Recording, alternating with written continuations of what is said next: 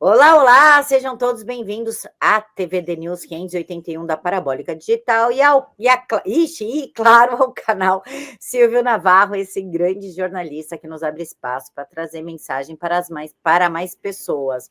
Não é surpresa para ninguém, professor João Eigen. Vocês já conhecem, já fez live com o Silvio Navarro, já fez entrevista comigo e com a Karina Belomé, já fez só comigo. E é claro que não tem como não falar com ele no momento que o Brasil está passando uma mente brilhante, que também é advogado, é professor de história, é historiador e destrói ali uns esquerdinhas, uns comunistas no X, o que alegra muito o nosso dia.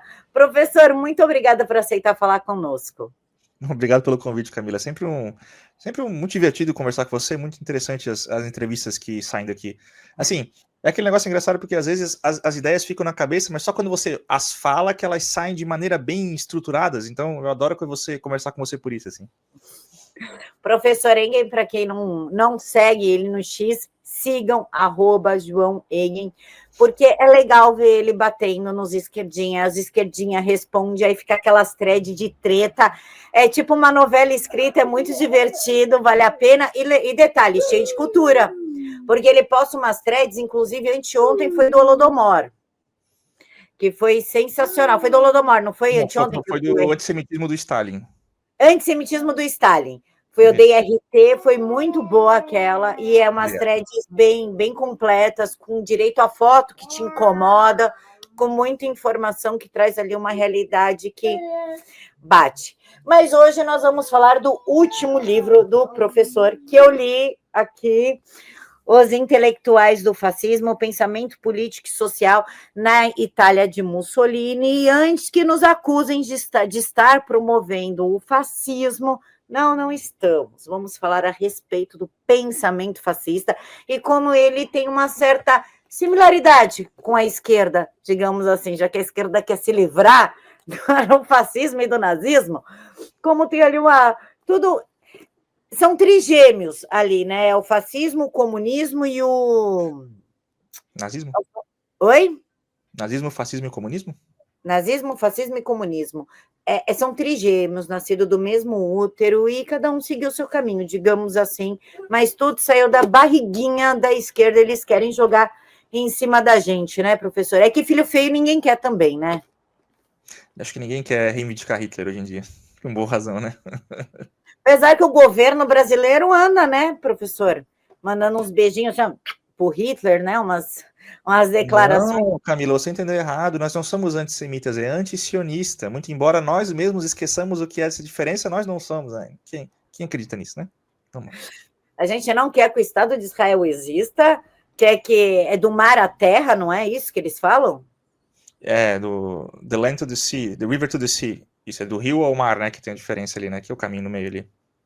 Eles querem expulsar os judeus, querem afogar os judeus, mas eles não são anti-judeus, isso é coisa da nossa cabeça. Eles só apoiam o Hamas, que é um grupo que financia publicações em árabe do Mein Kampf. Já pensou? Mas não tem nada, isso é coisa da nossa cabeça. Tudo normal, isso aí. É liberdade de expressão, é literatura. Liberdade de expressão que pode ir lá para publicar Mein Kampf, mas aqui no Brasil tu não pode nem falar mal do ministro do Supremo. Entendeu? Liberdade de expressão, é isso aí.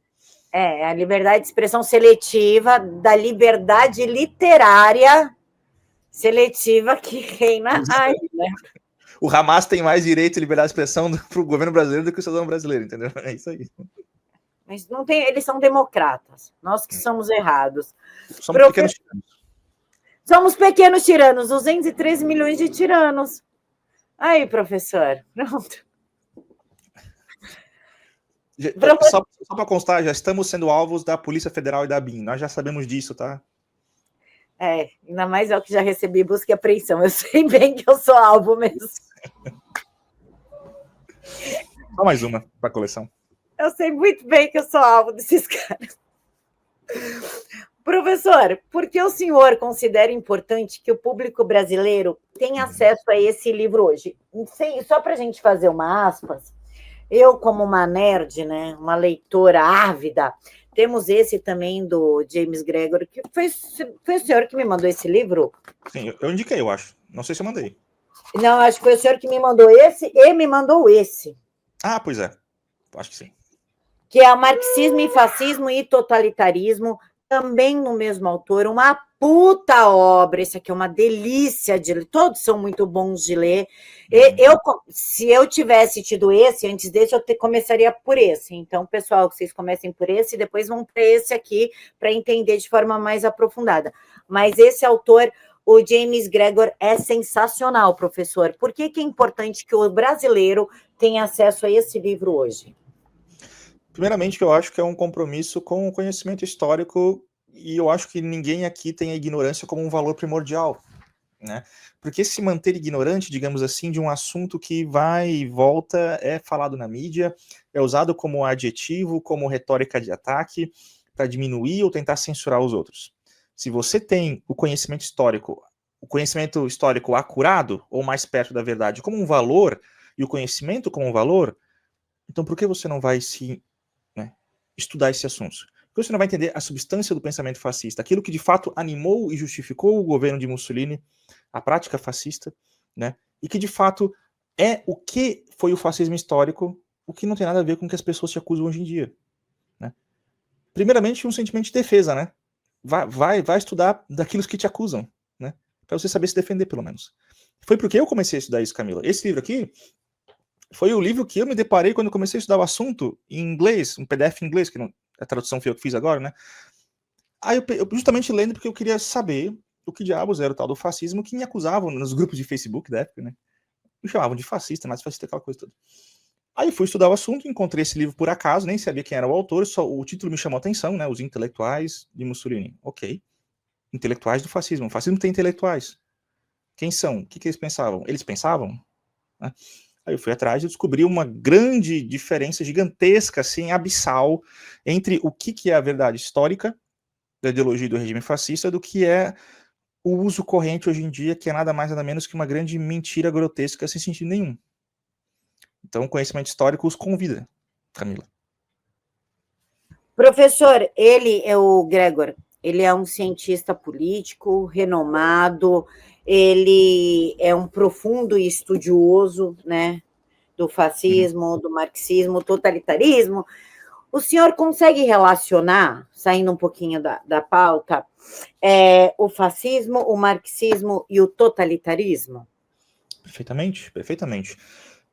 O totalitarismo foi um termo criado a partir ali do final da Segunda Guerra Mundial, como um termo analítico de conhecimento, né, de conhecimento de ciência política.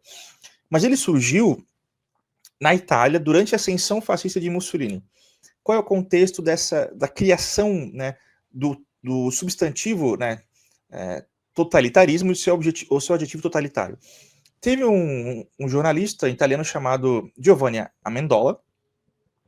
Em 1922, quando ocorreram as eleições para cargos administrativos na Itália, que os fascistas burlaram as filas, espancaram opositores, ou seja, corromperam o processo, o Giovanni Amendola foi lá e escreveu um artigo no jornal que ele escrevia, falando que o fascismo é um tipo de prática totalitária. É a primeira vez em registro na história que esse termo é usado primeiro como um adjetivo. É totalitário, uma prática totalitária. O que isso significa? Uma prática que não deixa nenhum tipo de espaço aberto à dissidência, ao pensamento crítico e a práticas contrárias. É um tipo de prática tornada governo que quer totalizar toda a prática social, o pensamento social e a ação social dentro de uma linha muito estreita, né, que é determinada pelo governo. Não é ditatorial, é um ditatorial ao extremo, né, em anabolizante, digamos assim. O governo não deixa absolutamente nenhuma margem à dissidência ou pensamento crítico ou diferente. O marxismo, o fascismo e o nazismo são tipos de totalitarismo porque a prática histórica, empírica desses governos, quando eles chegam ao poder, é exatamente essa. Embora em menor ou maior grau, dependendo do contexto histórico, é inegável que o Mussolini, o Stalin e o Hitler tentaram controlar as suas sociedades de maneira totalitária, totalizando o seu poder dentro do Estado sobre a sociedade a ponto de não ter nenhum tipo de crítica ou dissidência ou pensamento diferente ou prática diferente, né? O paroxismo disso, o ápice disso é o próprio Stalin, né, que de fato mandou para os gulags, os campos de trabalho forçado, ele literalmente escravizou, né, pessoas, cerca de mais ou menos de 20 a 25 milhões de pessoas em 20 anos, né, coisa que nem Hitler chegou a fazer isso. Então, o marxismo é a prática totalitária por excelência no século XX, né? Tanto em Mao, quanto em Pol Pot, quanto em Stalin, a família Kim na Coreia do Norte, mas todos eles acabam sendo isso quando eles são postos em prática. Por isso que eles são todos totalitários, Camila. Perfeito, professor. Professor, o senhor também é um profundo estudioso do fascismo, da revolta totalitária. Inclusive, eu tenho outro livro aqui, ó, do senhor. A fã, né? Tem um monte de livro. A fã, doida. E pergunto para o senhor, professor, o Gregor, ele apresenta o fascismo como um movimento com base intelectual sólida. Isso contraria a visão comum de que foi apenas irracionalismo e violência. Como o senhor vê essa abordagem? Eu acho a abordagem do Gregor que relata, primeiramente, o fascismo como um tipo de ideologia no sentido usual da palavra, ou seja, um contexto geral de ideias que tem uma certa coesão, uma certa sistematização com seus fundamentos mais ou menos racionais, mas que fazem algum sentido, diferentemente do que o fascismo é correntemente de hoje em dia. Não sei se vocês já leram aquele livro do Umberto Eco, O Fascismo Eterno, que é muito famoso. O Eco, ele fez um grande desserviço ao conhecimento histórico do fascismo, porque ele não é um historiador, ele não é um cientista político, ele era um literato. E nesse Fascismo Eterno, que é um livrinho pequenininho assim, ele fala que o fascismo teve um semblante de ideologia, não teve uma ideologia mesmo, ele teve um semblante, ou seja, um véu que encobria para Eco apenas um tipo de vácuo violento, sem tipo de racionalismo nenhum, sem nenhum tipo de razão. Apenas a violência pela violência, né? E isso foi um grande erro e um grande desserviço, ainda mais que ele escreveu isso em 1995, quando já havia 30 anos de produção histórica, tanto na Itália dele, quanto internacionalmente, contrariando, né? Mas esse livrinho do Eco já se tornou muito popular aqui no Brasil, e esse livro do Eco chegou antes aqui no Brasil do que qualquer outro. Falhou, então, tornou o senso comum de que o fascismo não tem ideologia, é só violência pela violência, eles são anti-intelectuais, eles são trogloditas e tal, o que é uma grande mentira. É só você pensar e lembrar que o Giovanni Gentili, que foi o próprio filósofo do fascismo, né, ele já era um filósofo hegeliano e pedagogo famoso na Europa e no mundo inteiro antes de virar fascista, né? Ele era celebrado como um grande filósofo já. E se vocês forem tentar ler Giovanni Gentili, vocês vão ter problema, porque ele era um filósofo terrivelmente abstrato e terrivelmente profundo também, né? Não era um cara que escrevia só que nós temos que ser violentos porque nós queremos o poder. Não, isso é um absurdo. É um sujeito que tem toda uma tradição hegeliana alemã, inspirada na história da filosofia italiana, de um jeito que tem que ser muito inteligente para entender Giovanni Gentili, né? Isso é apenas um dos pensadores fascistas. E falar então que o fascismo não teve nada tipo de pensamento, não, é um grande anacronismo estúpido que não tem nem o menor sentido de sequer existir hoje em dia esse tipo de ideia, esse tipo de opinião. Ainda mais com o que foi traduzido, né? Que para quem assim, sendo muito sincera, para quem não percebe, não tem a malícia ou não conhece a maldade que existe dentro do fascismo, é muito fácil se apaixonar. Isso é verdade, tá? É muito fácil se deixar levar e falar, nossa, é muito legal. Por isso que eu acho que para quem não conhece, lê esse aqui primeiro. Sim. Porque tem autores aqui que nem o Alfredo Rocco, Sérgio Panunzio, que são pessoas que eles têm uma escrita, uma posição muito contundente e convincente da visão deles, e isso passa uma sensação tipo, será que eles não estavam certos de fato? Eles passam confiança no que eles falam, sabe? Certo? Isso, essa é a palavra, professor, confiança.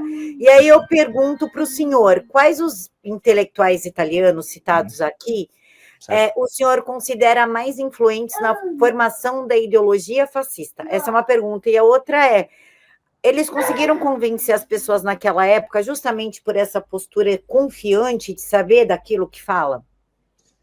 Duas perguntas, primeiramente delas. Eu diria que tem dois principais intelectuais fascistas que são, digamos assim, os que deram as cartas no regime fascista em ideias. Dois grandes campos foram distinguidos dentro do regime de Mussolini em volta dessas duas grandes figuras, né?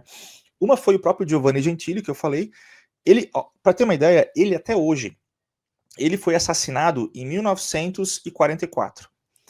Ele foi enterrado na Basílica de Santa Croce, em Florença, que é uma basílica famosíssima e apenas gente de Estado e gente famosa e relevante enterrada lá, tanto que ele foi enterrado ao lado de Galileu e Maquiavel.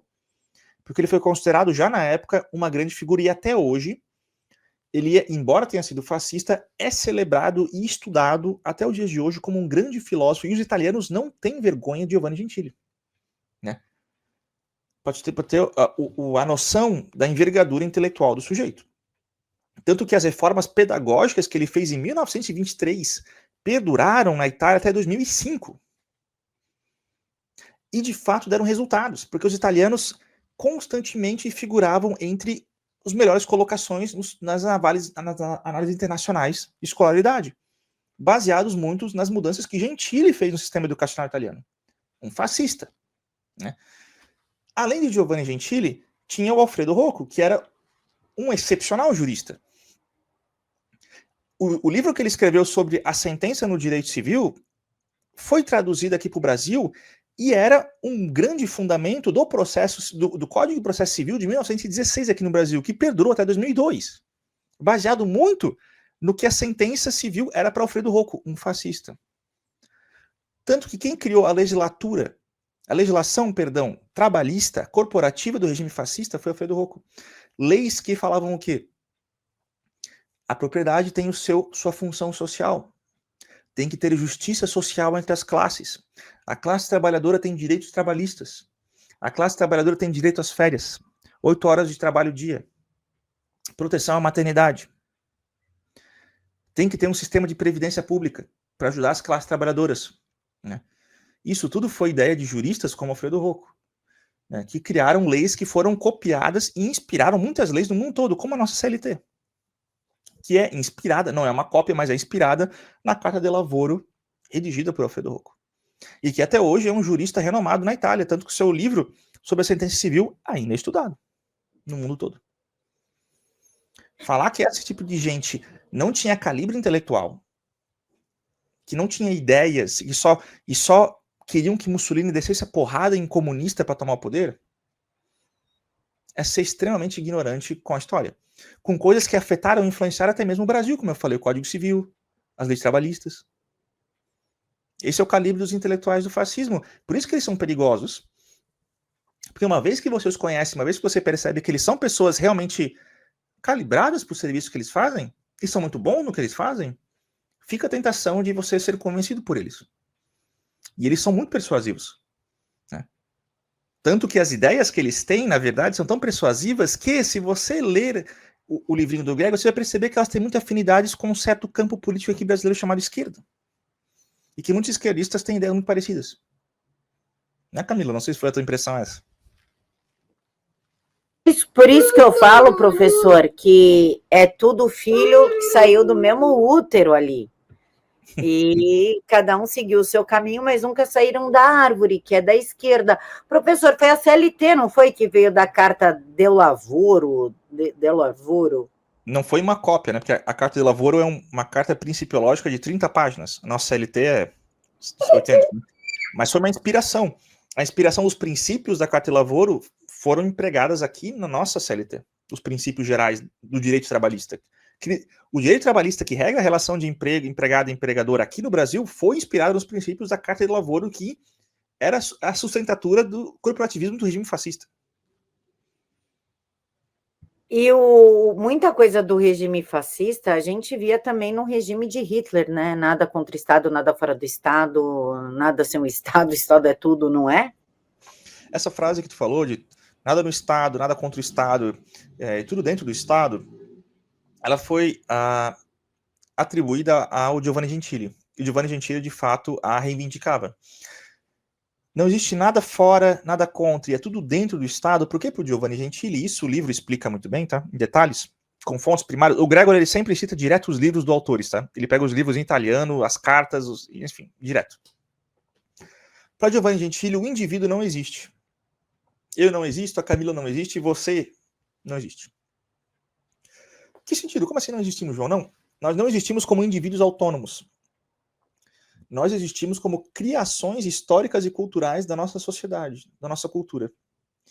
Então, nós não temos autonomia e não temos direitos individuais fora do Estado, ou seja, contra o Estado, porque o Estado é o representante da cultura histórica e da comunidade histórica que nos criou, nos possibilitou ser esses indivíduos racionais, falantes, atuantes.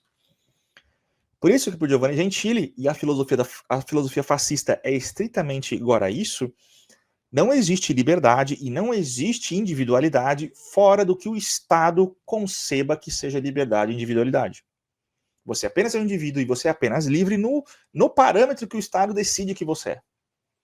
Não existe a sua vontade, não existe a minha vontade, é apenas a vontade geral do Estado. Por isso que é nada fora, nada contra e tudo dentro do Estado. Né? Não sei, isso... Você fica meio chocado assim? Como assim? O Estado agigantado, o Estado totalitário, o Estado que controla tudo é fascista? Mas eu ouvi falar que liberal e libertário é fascista, anarcocapitalista é fascista. Bem, como é que eu posso colocar isso para você, meu caro? Mentiram para você? O Estado gigante, o Estado totalitário é o fascismo, por definição. É a filosofia fascista. Né? Que é mais ou menos o que o Lula tenta fazer aqui. O senhor falou de corporativismo, o capítulo 6, aí o senhor corrige que eu sou muito ruim de falar nome estrangeiro, Hugo Espírito. Perfeito. É a racionalidade do Estado corporativo, ele fala aqui, cadê aqui, ó? Pelo menos desde o início do século XX, o atualismo de Gentili criticava veementemente essa concepção da vida individual e coletiva, quando do Espírito assumiu a responsabilidade de defender o corporativismo, a convicção singularmente atualista de que o Estado e o indivíduo, de alguma forma, compartilhavam uma identidade, era central em seu argumento. Perfeito. A gente estava nessa formação e o Espírito acreditava nessa formação.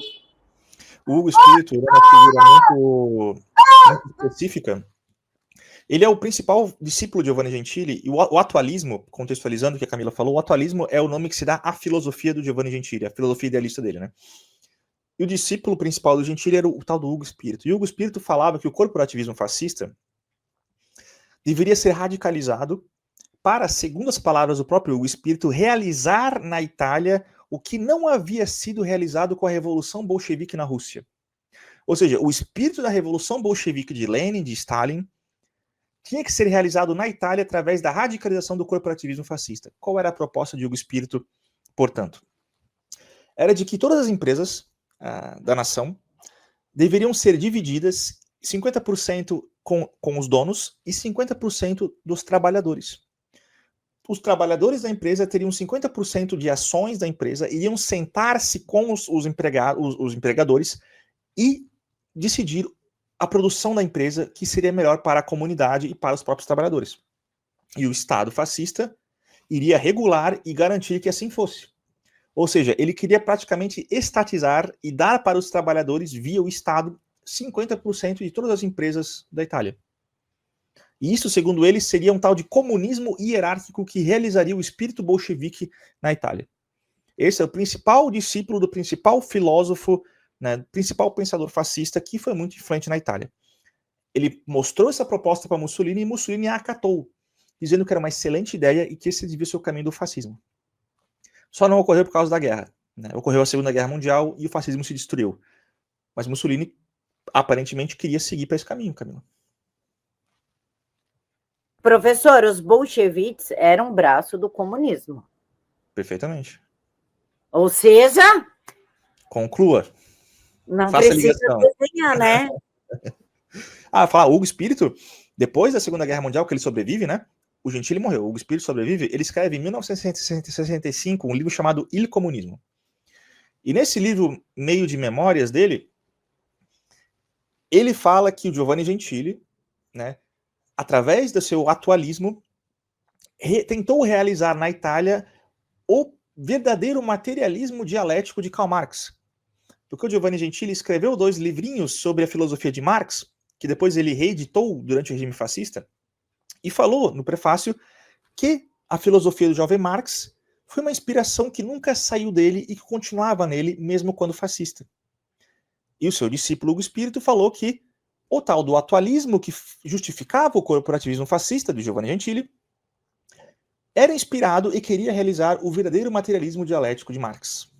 né? Uma confissão do próprio Hugo Espírito, discípulo de Gentili, e o próprio Gentili falou no prefácio do livrinho dele que ele foi inspirado em Marx e sempre se manteve inspirado em Marx, né? Curioso. Depois que você sabe disso, vão lhe falar que você, libertário e liberal, é um fascista, e você vai apenas rir da cara deles, né? É mesmo porque o libertário e o liberal, eles não querem nada com o Estado. Quando o fascismo quer tudo com o Estado. O problema do brasileiro é o QI chimpanzé. Porque basta ligar Lé com CRE, né, professor? Pelo amor de Deus. Professor, como que o corporativismo apresentado no livro se encaixa no projeto político fascista e no projeto político fascista do Lula, que quer cada vez mais o Estado mais cheio? Falando do corporativismo fascista, né? A ideia, no geral, quando fala em corporativismo, se pensa em corporações. Mas, gente, eu não estou falando de Amazon, eu não estou falando de Apple, Microsoft, Nvidia agora, né? Não. O termo corporação pode levar a um engano semântico que o fascismo defendia as corporações capitalistas, nas grandes empresas. Isso é errado. Corporativismo, no termo clássico, vem de corpus, de corpo político, ou seja, o corpo da comunidade política. O que constitui o corpo político da comunidade? Esse é um termo latim que vinha das corporações de ofício, de trabalho da Roma Antiga, que depois é restaurado lá na Itália da Idade Medieval, nas corporações de ofício, né, que eram medidas para controlar quem entrava em que ramo da produção. Tipo uma proteção estatal a quem estava no ofício. E quem na Itália recupera esse termo são os sindicalistas. Os sindicalistas queriam fazer corporações de sindicatos que representariam, supostamente, vários nichos da produção da comunidade, e o Estado controlaria esses sindicatos, essas corporações de sindicatos, e regulamentaria o trabalho dentro das empresas para fazer valer a justiça social e a igualdade de forças entre trabalhadores e burgueses, né? Eles queriam, em suma, elevar o poder da classe trabalhadora em barganha para poder realizar a justiça social e a função social da propriedade. São os próprios termos que eles utilizavam, que eles colocaram isso em lei até. Função social da propriedade, justiça social, né? Então, corporativismo é um tipo de corporativismo de sindicatos controlado pelo Estado para fazer justiça social através de legislação trabalhista. Não tem absolutamente nada a ver de corporações de capitalistas, empresas grandes, tá?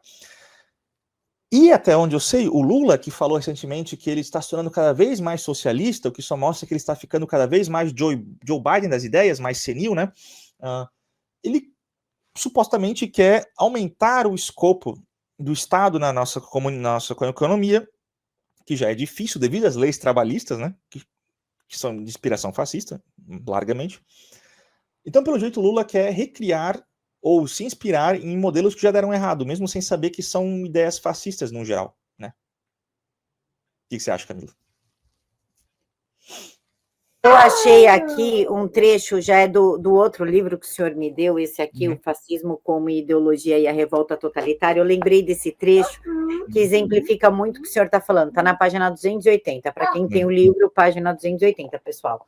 O homem do fascismo é um indivíduo que é uma nação e uma pátria, uma lei moral que une gerações de indivíduos, com uma vontade objetiva que transcende o indivíduo particular e o eleva a um membro consciente de uma sociedade espiritual.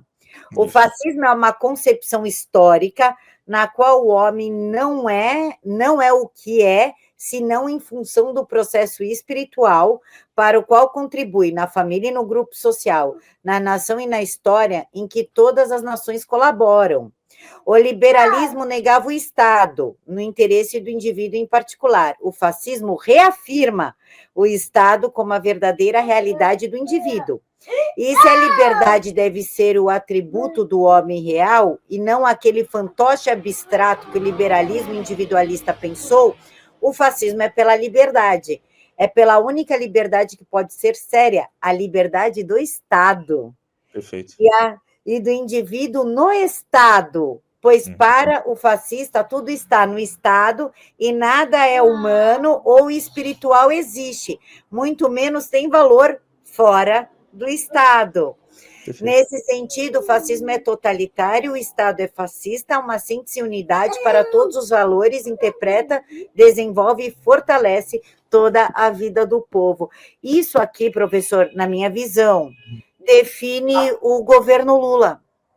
Todo mundo cada vez mais dependente do Estado, ele cortando o BCP, as Bolsa Família para deixar a pessoa ali numa miséria, impedindo que a sociedade cresça como todo, inclusive na liberdade de expressão, prejudicando a educação, porque indivíduo que pensa não cai nisso, não acredita que o Estado sirva para alguma coisa, porque o Estado ele nada produz, ele tudo toma. Perfeito.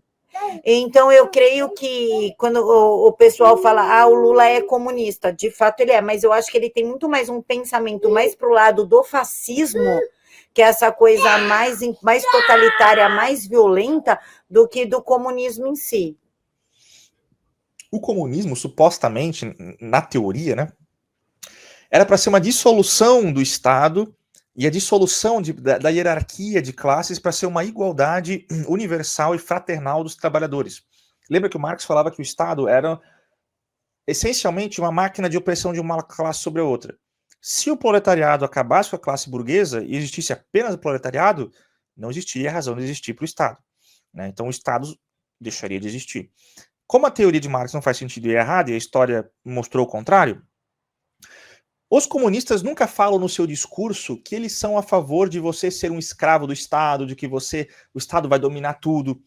Eles falam como se o Estado no futuro iria sumir, mas ninguém acredita mais em comunista, né? O próprio Stalin, isso é uma coisa incrível até, um dos últimos discursos que ele deu em 1953, ele fala assim, nós somos marxistas, nós queremos a abolição do Estado.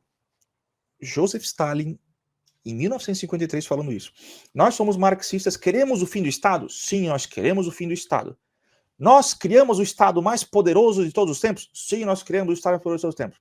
Isso é uma contradição? Sim, isso é uma contradição. Mas toda contradição é resolvida na longa dialética histórica. Ou seja, nunca vai ser resolvida. Os marxistas acham que vão diminuir o Estado, mas sempre o engrandecem e escravizam todo mundo, né? Então não importa se o Lula acha que ele é um comunista, que ele não quer, que ele não vai deixar ninguém refém do Estado, no fim das contas sempre acontece isso. Não é surpreendente que um comunista como Lula esteja escravizando as pessoas com meio de benefícios, tornando-as escravas do sistema, comprando votos e mantendo-as na pobreza. Isso o comunista faz por essência, né? Inclusive, o Lula fala, né, quem fica mais inteligente e ganha um pouquinho mais de dinheiro não vota mais no PT. E tem razões para isso, a pessoa se toca.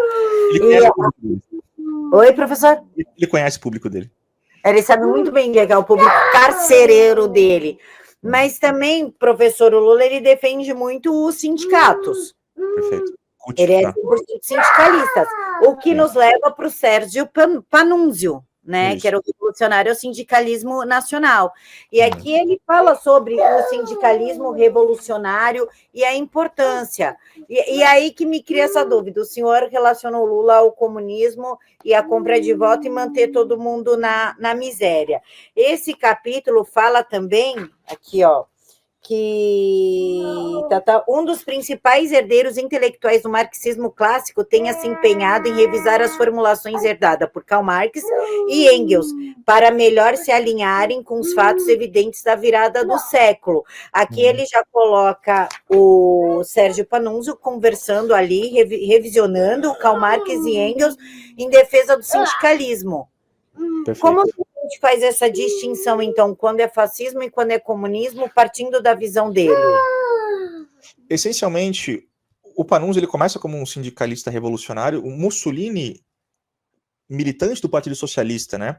Ele era amigo do Panunzio de juventude, ambos militaram na revista sindicalista La Vanguardia Socialista do Arturo Labriola, que era o principal intelectual sindicalista italiano, né? Escreveram artigos para a revista e tal. A ideia do Panunzio e dos sindicalistas em geral, que influenciou Mussolini e os fascistas, é de que a Itália, a nação italiana, era a verdadeira comunidade de destino que iria unificar todas as vontades individuais num grande coeso coletivo, né? E que o Estado, portanto, era importante. Os sindicatos, eles iriam ser instrumentos para preparar o povo, a massa, para seus deveres de trabalho e sacrifício em prol da nação e do Estado. né? Você, indivíduo, muitas vezes não tinha escolha onde trabalhar. O sindicato iria apontar para o seu cargo, e o sindicato era controlado pelo Estado, logo você trabalhava para o Estado e teria que se sacrificar por ele, pela sua nação, né? O sindicato era uma máquina de trabalho usada politicamente pelo Estado fascista para os fins da grandeza nacional, né? O marxismo, por que eles herdaram isso do marxismo? O marxismo também defendia, em certa medida, a luta sindical, a luta dos trabalhadores contra o capitalismo, né? O problema na Itália foi que lá não existia capitalismo. A Itália daquela época era um país estupidamente retrógrado, atrasado, apenas com bolsões de capitalismo no norte, em Turim, em Milão. A maioria da península era agrária e semi-analfabeta. Como fazer uma revolução marxista que dependia da evolução das forças produtivas capitalistas num país no qual elas mal estavam engatinhando? Eles iam apenas sentar e esperar que a revolução acontecesse? Aí tiveram que mudar de tática. Em vez de esperar que o capitalismo se desenvolvesse e gerasse suas contradições, não sei o quê, eles pensaram, a revolução vai ser feita por nós mesmos, os intelectuais socialistas. Nós vamos criar mitos, vamos criar ideias e convencer as massas a se tornarem revolucionárias independentemente de qualquer base produtiva do capitalismo. E aí que eles descobrem a nação. A nação é o mito principal, é a grande força revolucionária do século XX. Não é mais uma posição do indivíduo como sendo proletário. Não, ele primeiro é um italiano e depois um proletário. Então a revolução vai ser nacional-socialista e os sindicatos vão estar atrelados ao Estado revolucionário. Essa é a grande mudança do marxismo para o fascismo. O marxismo é internacionalista, supostamente, e os fascistas descobriram que, na verdade, o mito revolucionário mais poderoso não é o internacionalismo, é a nação. E aí eles mudam do socialismo internacional para o socialismo nacional. E o fascismo foi um tipo de socialismo nacional. Estou pegando aqui, professor, desculpa, estou procurando aqui, já acabei de achar um post muito legal do senhor, que eu queria que até o senhor comentasse, tem muito a ver com o que a gente está falando, que é do dia 7 de agosto.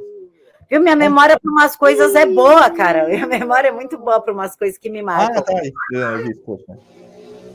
O mais curioso é que Hitler, Goebbels e o Partido Nazista foram amplamente censurados e multados.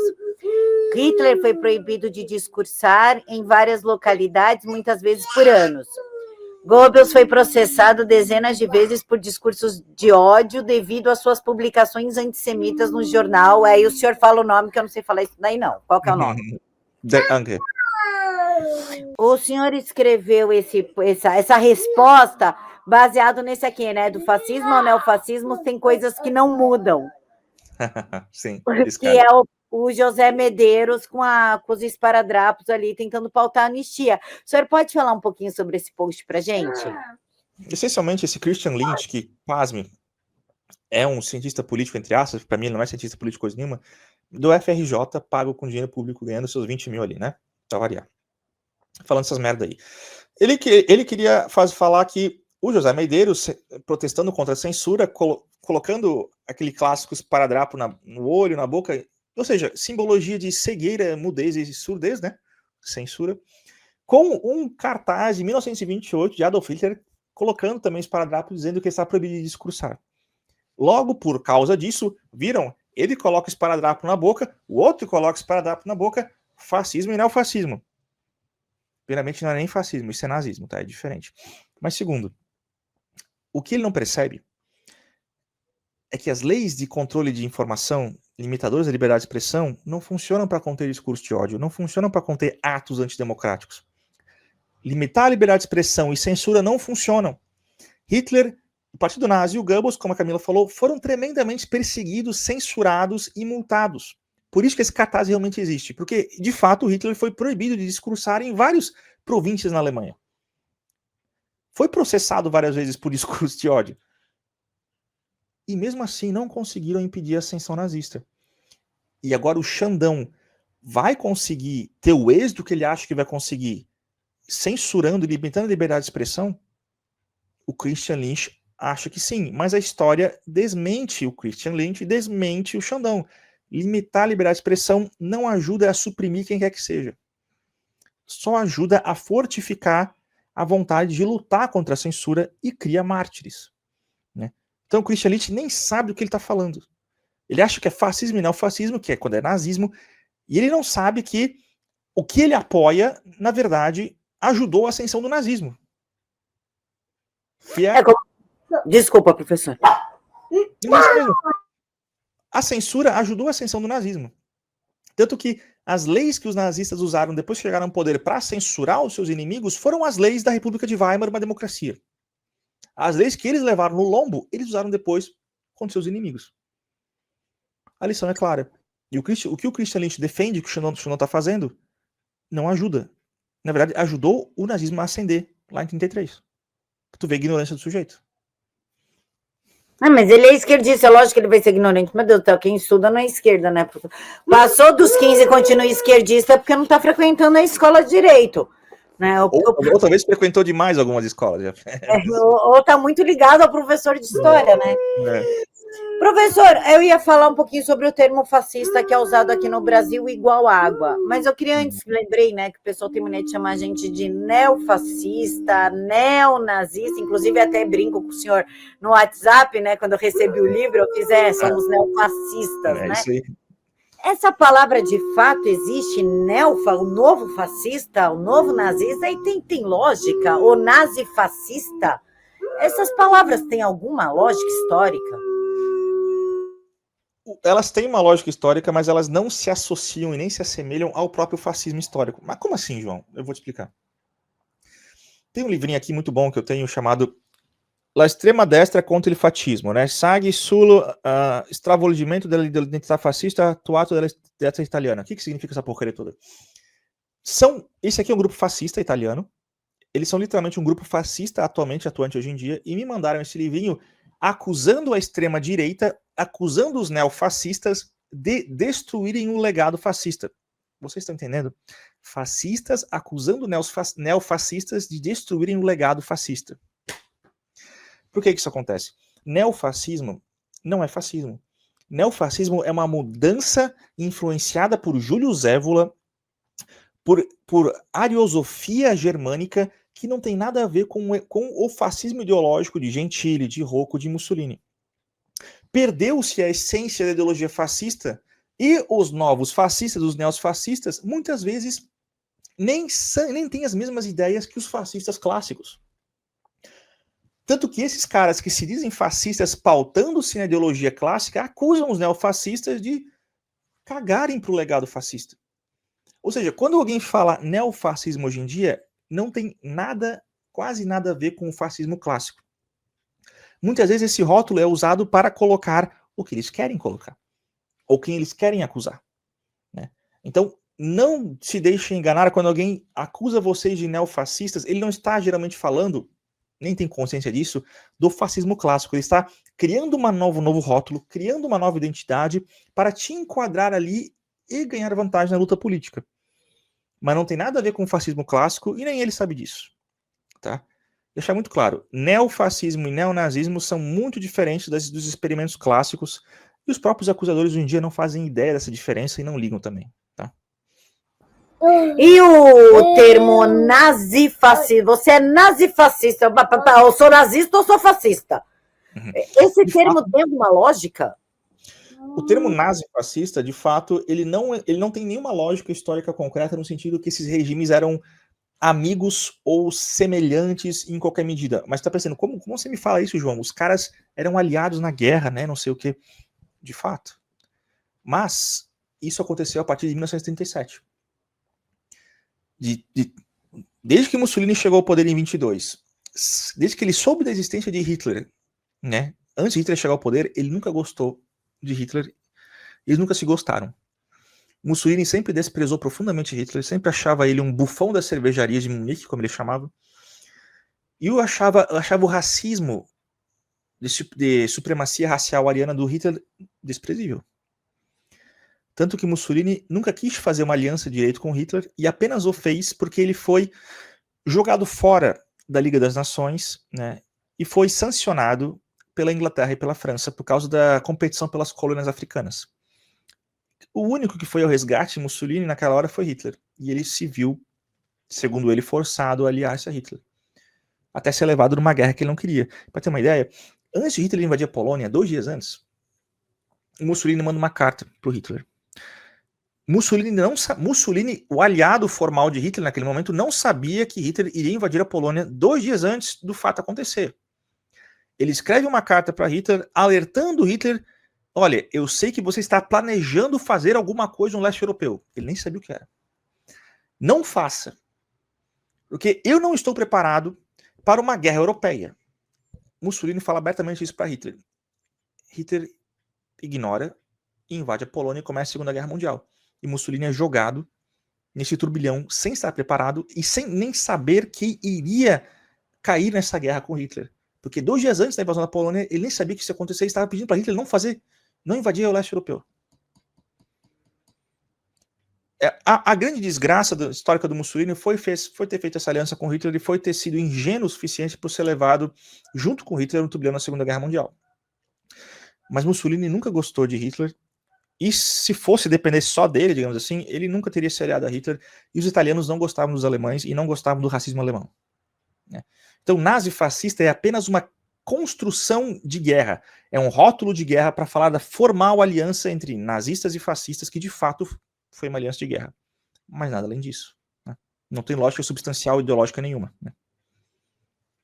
Professor, o Mussolini se deu mal fazendo aliança com Hitler.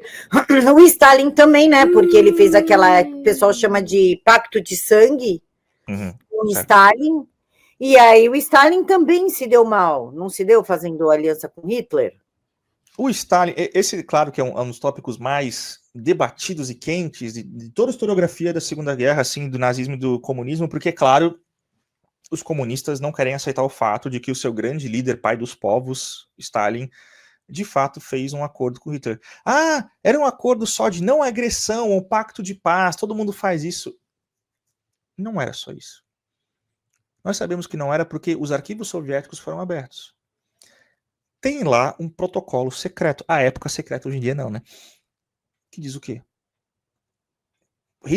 Stalin ia apoiar a invasão polonesa de Hitler, ia pegar uma parte da Polônia para si, e Hitler ia dar carta branca e apoio diplomático para Stalin invadir os países bálticos, que eram terra da antiga Rússia czarista. Quando caiu o czar, lá em 17, elas se tornaram países independentes. Stalin queria abocanhá-los de volta.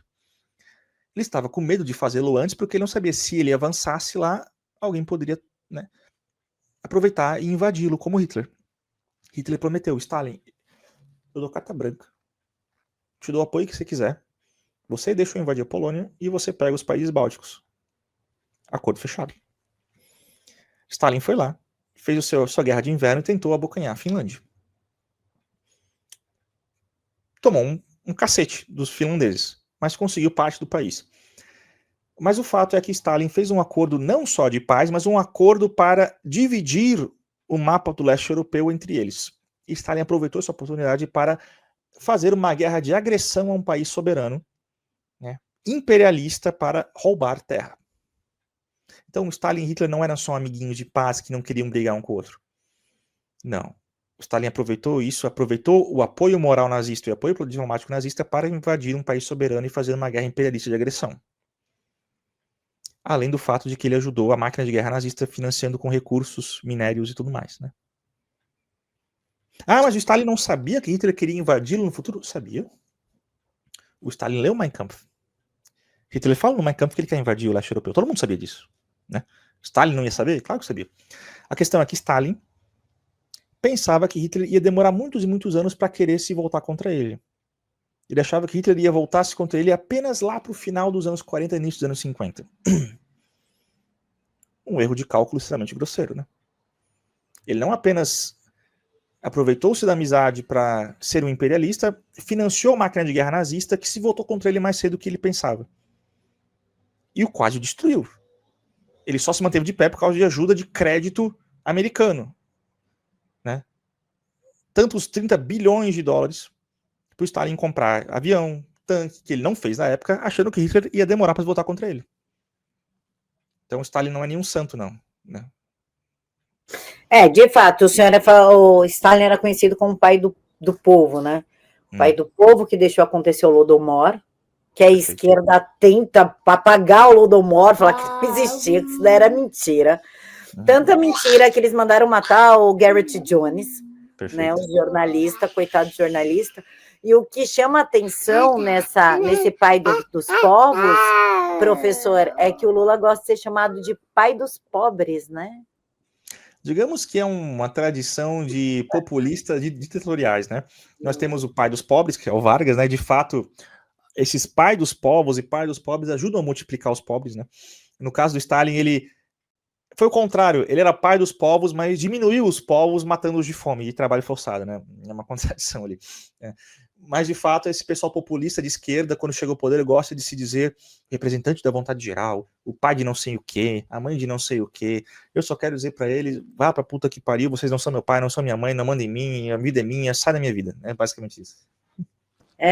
O terror da esquerda é o Holodomor e os gulags, né? Fingem que não existe os gulags, cara. Existiu, povo, existiu. Matou nego de frio na Sibéria. Stalin fez a prisão Piteste. Perfeito. Os gulags são realmente assustadores, porque, veja, falaram uma vez para mim, os gulags já existiam na Rússia czarista. Calma lá. Existia prisão política. Perfeito. Na Sibéria existia. O Stalin foi mandado para prisão na Sibéria, pelo czar. Acontece que o Lenin, no Terror Vermelho, reabriu as prisões czaristas para presos políticos, mandou presos políticos de volta para lá, só que os inimigos dele agora, né? E o Stalin transformou o que eram colônias penais czaristas em abrangentes sistemas de encarceramento em massa e trabalho forçado. O livro famoso do Solzhenitsyn, né, que é o Arquipélago Gulag, eu tenho aqui uma cópia que meu pai me deu lá dos anos 70, quando ele comprou o Arquipélago Gulag. É um arquipélago por quê? Porque perpassava todas as grandes ilhas e estepes da Sibéria, chegando até perto de Moscou, de quê? De prisões. Prisões num número que nem o czar sonharia ser possível fazer. Prisões para presos políticos inimigos do povo, que eram inimigos do Stalin, né? Pessoas que trabalhavam como escravos e morriam de frio e de fome e de inanição. Os relatos são tão abundantes, os arquivos soviéticos que já foram abertos são tão claros, as listas dos nomes das pessoas que deveriam ser enviadas para lá existem, a assinatura do próprio Stalin de punho, estão lá nos arquivos da Rússia. Já foram abertos, já foram pesquisados, já tem fotografia, já tem tudo.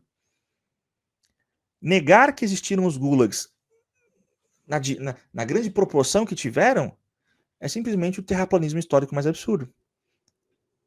Coisa que o comunista nunca vai admitir, né? Mas existiram, é inegável. Os caras fizeram a revolução, derrubaram o czar para transformar a Rússia num grande campo de concentração. Nunca antes na história, naquela época, isso foi nos anos 30, Hitler mal havia chegado ao poder, nunca antes nada nesse sentido havia sido feito em toda a história da humanidade. Transformar um dos maiores países do mundo, de 120 milhões de habitantes na época, em um grande campo de concentração, onde 70% da população, de um momento ou outro, passou por um campo de trabalho forçado. Os comunistas inauguraram realmente a política de encarceramento e de repressão em massa na história. Foram eles. O Stalin também fez o raio da prisão Pitești lá na Romênia, né? Que torturava pessoas de uma forma tão grotesca que eu acho que Moraes tem inveja. A questão da prisão Pitești é muito curiosa. Os comunistas, os esquerdistas no geral, eles têm essa ideia de que a natureza humana é muito maleável e moldável. Um conservador cético que nem nós acha que a natureza humana ela não muda facilmente. Na verdade, ela tende a ser muito estanque. Se você é cristão, você acredita que é por causa da imagem de Deus, é uma coisa natural. Se você é um libertário agnóstico, que nem eu, você acha que é por causa que a natureza humana tem uma certa lógica inerente a ela que não pode ser mudada. Ok. O esquerdista não acha isso. O esquerdista acha que se você mudar as condições sociais, as estruturas sociais, você vai mudar os seres humanos, vai mudar o jeito que eles se comportam. Porque eles acham que o meio molda o ser humano. A prisão Piteste foi um experimento justamente nesse sentido. Vamos forçar à força uma mudança nessas pessoas e vamos provar que vamos criar os homens socialistas, né? O homem que é altruísta, que é coletivista, o homem que não pensa no lucro, o homem comunista. Resultado, o experimento rolou por uns 4, 5 anos, no qual 6 mil pessoas, mais ou menos, passaram por lá, eram torturadas, apanhavam, né, passavam fome, muitas se suicidaram, porque não aguentavam a pressão psicológica, né, porque eles queriam erradicar o que eles achavam que era o vírus burguês, e tinha que criar um novo tipo de mentalidade do homem socialista na porrada, literalmente. E foi um dos experimentos mais grotescos do século XX. Resultado, eles criaram um novo homem socialista? Não, eles criaram um monte de gente traumatizada, basicamente. Teve até parte de corpo necrosada. Tem um caso lá de um cara que perdeu as nádegas. Ficou sem nádegas. Teve o que perdeu que metade... O homem socialista, ele não precisa de nádegas, tá, cara? E para as feministas que adoram, né, a esquerda, eu só queria contar para vocês, moças, que Stalin achava coisa de burguês. A mulher que só queria ter um homem só e que recusava sexo. A mulher era da companheirada. Todo mundo podia fazer o que queria com ela, a hora que queria. E os bebês eram retirados ali nas primeiras semanas de vida e eram mandados para uma espécie de berçário do Estado, e lá eles eram criados. Então, muito cuidado com o que vocês defendem, porque o corpo é considerado propriedade burguesa para o comunismo. A mulher é de todo mundo, né, professor? Tanto que foi esse o motivo do porquê a segunda esposa de Stalin, a Nadezhda, ela se matou, né? Ela descobriu que o Stalin era notoriamente infiel, fazia orgias na sua dacha e tal, teve muitos filhos bastardos fora do casamento, e a Lyulieva era o sobrenome dela. Ela ameaçou Stalin, ameaçou se matar para o Stalin se ele não mudasse os seus meios, né? E o Stalin só cagou para isso, disse não. E ela foi no banheiro uma noite em novembro de 1932, escreveu uma carta altamente condenatória sobre Stalin, mencionando tudo que ela sabia dos crimes sobre Stalin, e enviou algumas cópias para líderes comunistas lá do partido. E ela se matou, né? E essa carta, ela foi recolhida, destruída, e até hoje não se sabe publicamente qual era o verdadeiro conteúdo dessa carta, a não ser que sabemos que era algo condenatório de Stalin. Mas Stalin, quando leu a carta, ficou tremendamente enfurecido, e para sempre a memória da esposa dele ficou morta para ele, assim, né? A esposa e a memória da esposa, no caso, né? Porque ele não queria ceder ao vício burguês, né, da monogamia, no caso. Trair a esposa era uma grande virtude revolucionária, digamos assim. Ou seja, a esquerda é promíscua, não tem fé, é promíscua, o Estado é Deus e todo mundo é de todo mundo. Trabalhar que é bom, ninguém quer também. Não, trabalhar é bom, só se for mandado pro gulag, né? A mulher não precisa trabalhar, no caso. Aí vai lá para os campos de concentração, para os gulags, e vamos ver o que dá, né? Enriquecer os outros. Professor, é por conta desse contexto histórico que nós estamos falando, da dor e do sofrimento do outro, da subjugação, da escravização, que usar termos como fascista, nazista, torto à direita, como um xingamento político, causa uma banalização e acaba prejudicando a compreensão real destes fenômenos, inclusive humilhando as vítimas, que a gente ainda tem vítima viva do nazismo e do comunismo, vitimizando-as pela segunda vez? Perfeitamente. Veja, o Jones Manuel foi no Flow Podcast ontem, devido que ele teve a conta lá do Instagram derrubada e tal. E ele falou que os brasileiros do futuro tratarão Jair Messias Bolsonaro como os alemães atuais tratam Hitler, ou seja, um fascínora genocida da pior espécie.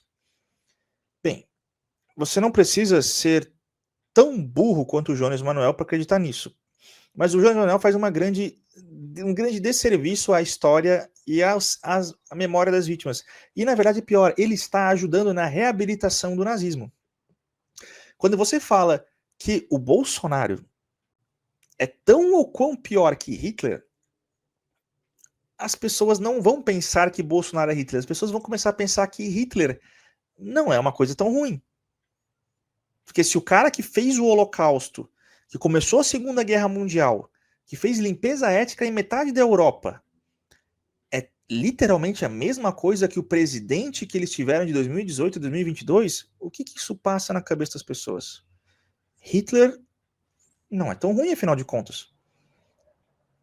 Ah, o Bolsonaro fez uma coisa na pandemia, assim, beleza, mas tá, o país está aí, continuou, sobreviveu, não sei o quê. Agora, Hitler destruiu literalmente toda a Alemanha e o continente europeu. Então, Bolsonaro, talvez, o Hitler também não seja tão mal quanto eu pensava, né? Já que Bolsonaro e Hitler é a mesma coisa. Então, o Jones faz um grande desserviço a todo mundo, ao conhecimento e à história e à inteligência, e também ajuda a reabilitar o nazismo. Então, parabéns, Jones Manuel. Você é um completo imbecil inútil.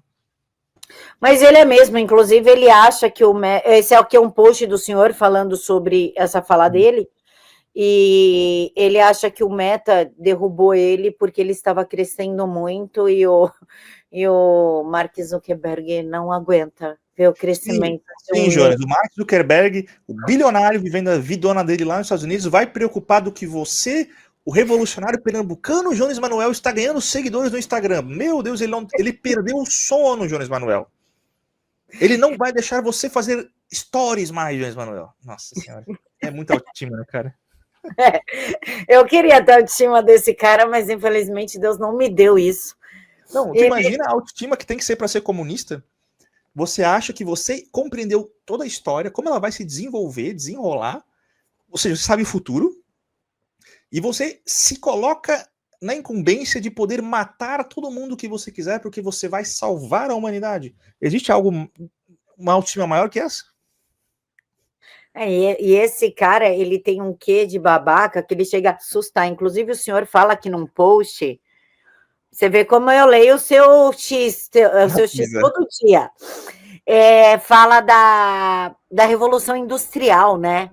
Que ele coloca tudo partindo da Revolução Industrial, que ele não consegue abranger o pensamento dele, né? Aqui, ó, Revolução Francesa. Guilhotinaram milhares de pessoas cujos líderes acabaram com a guilhotina, só para um milico instaurar uma ditadura militar imperialista, ser derrotado por monarquistas e ter monarquistas francesa restaurada. Realmente, pautar-se pela experiência revolucionária mais falida do século XVIII reflete a falência intelectual que é o Jones Manuel. O Comuna da Trides é um dos sujeitos mais burros dessa plataforma. E foi ele quem levou o Gaiofato a confundir Mises com Mussolini. Como assim confundir Mises com Mussolini, professor? Isso virou um meme no começo do ano passado, que o Gaiofato estava fazendo uma live e estava reagindo a uma thread que esse Comuna das Threads fez no X, né? E tem uma foto do Mussolini na Áustria, numa festa que o Engelbert Dollfuss, que era o primeiro-ministro da Áustria na Áustria na época, que era amigo pessoal de Mussolini, e tem na foto o Mussolini, o Dollfuss e uma galera ali, né? Bem vestido e tal. Aí o Comuna das Threads botou uma plaquinha, assim, uma flechinha pro Mussolini falando que era o Ludwig von Mises. Aí o Gaiofato leu aquilo e falou, olha como aí, o Ludwig von Mises está junto com o fascista austríaco, não sei o que, não sei o que. Aí virou piada na internet, né? Tá lá a cara feia do Mussolini e o cara confundiu com o Ludwig von Mises. E foi o Comuna das Threads que o incitou a fazer isso. E o Gaiofato virou piada por causa disso. Mas esses esquerdistas são piadas. Eu gosto deles, justamente porque eles dão esse motivo pra gente rir, pra gente fazer memes. Né? Eles dão uma pitada na internet, né? É que assim, se eles fossem inofensivos e nunca chegassem perto do poder, fossem só, tipo, motivo de piada e nosso saco de pancada na internet, seria bom, né? Seria bom. O problema é que eles vão na inteligência limitada do Vilela, que tem uma inteligência realmente limitada. Professor, qual a diferença entre fascismo histórico, estudado pelo Gregor, e as atuais caricaturas políticas, ou o povo de hoje? Nenhuma. O fascismo que o Gregor estuda é de fato o fascismo histórico na sua criação ideológica pelos intelectuais que de fato estavam no regime, trabalhavam para o regime, viviam no regime, né? E justificaram o regime. Ou seja, são os que se você vai perguntar o que é o fascismo, não há ninguém melhor para responder que não esses intelectuais que o Gregor traz para vocês, né? Agora, o fascismo atual, né, o fascismo coloquial da boca do povo, digamos assim, não é nada. É uma grande vácuo de violência sem sentido que supostamente tem a ver com liberalismo, capitalismo, libertarianismo, conservadorismo, cristianismo, blá, blá. Enfim, nada. A própria Márcia Tiburi escreveu um livro, Como Conversar com um Fascista. Né? Eu li esse livro porque eu sou um masoquista, eu me odeio. E nesse livro ela não cita absolutamente nenhum fascista, ela cita Hitler e Goebbels uma vez cada um e menciona Mussolini 2 vezes. E te ensina como falar com um fascista, mas é claro, um fascista para ela não é Mussolini, não é Goebbels, não é Hitler, não sei o quê. Não, fascista é aquele conservador, é seu tiozão conservador na festa da família que faz piada homofóbica. Esse é o fascista que ela quer te ensinar a combater, senão nós todos iremos fazer um holocausto novamente no Brasil. Essa é a diferença, ou seja, nenhuma. Nossa, ler esse livro é ter raiva de si, né? Você acordou um dia e falou, cara, eu tô com muita raiva de mim, eu vou ler o livro da Márcia Tiburi, só se for. Eu não li apenas um, eu li 2 da Márcia Tiburi. Isso daí olha, professora, a gente presta ajuda para as pessoas que se automutilam. Eu não me corto porque eu leio o livro assim, tá? É minha terapia, assim. Então. Começando a achar que é uma forma de autopunição, tá? É mesmo. Tu que gosta de Freud, vai começar a pensar no subconsciente, então, né, que já sei. Eu já estou realmente pensando em tudo isso, né? Naquela estrutura da primeira infância, relação mãe e pai. Eu vou acabar no divã da Camila, ela vai ver toda a minha infância para saber por que eu leio Márcia Tiburi, você vê aí. Essa autopunição aí ficou mais ali naquela época da fase que a gente chama de fase anal, que é aquela fase mais da perversão infantil. Olha lá, hein, professor? Daria uma tese de doutorado numa federal que o pessoal ia adorar e ia tirar 10, entendeu? Do jeito que é a nossa federal, entendeu? Mas Márcia Tiburi, professor, disseram que ele é Márcia Tiburi. Não, é se odiar muito. Na verdade, eu não sei se eu me odeio tanto ou eu amo muito o meu ofício, entendeu? Tem que ver. Eu prometo que eu vou analisar, partindo da sua história, para chegar a uma conclusão, se não é uma autopunição, de fato. Pode ser. Professor, o senhor acredita que é possível compreender o fascismo sem analisar o seu núcleo ideológico? É impossível. Todo fenômeno político histórico, ele é uma confluência de alguns fatores.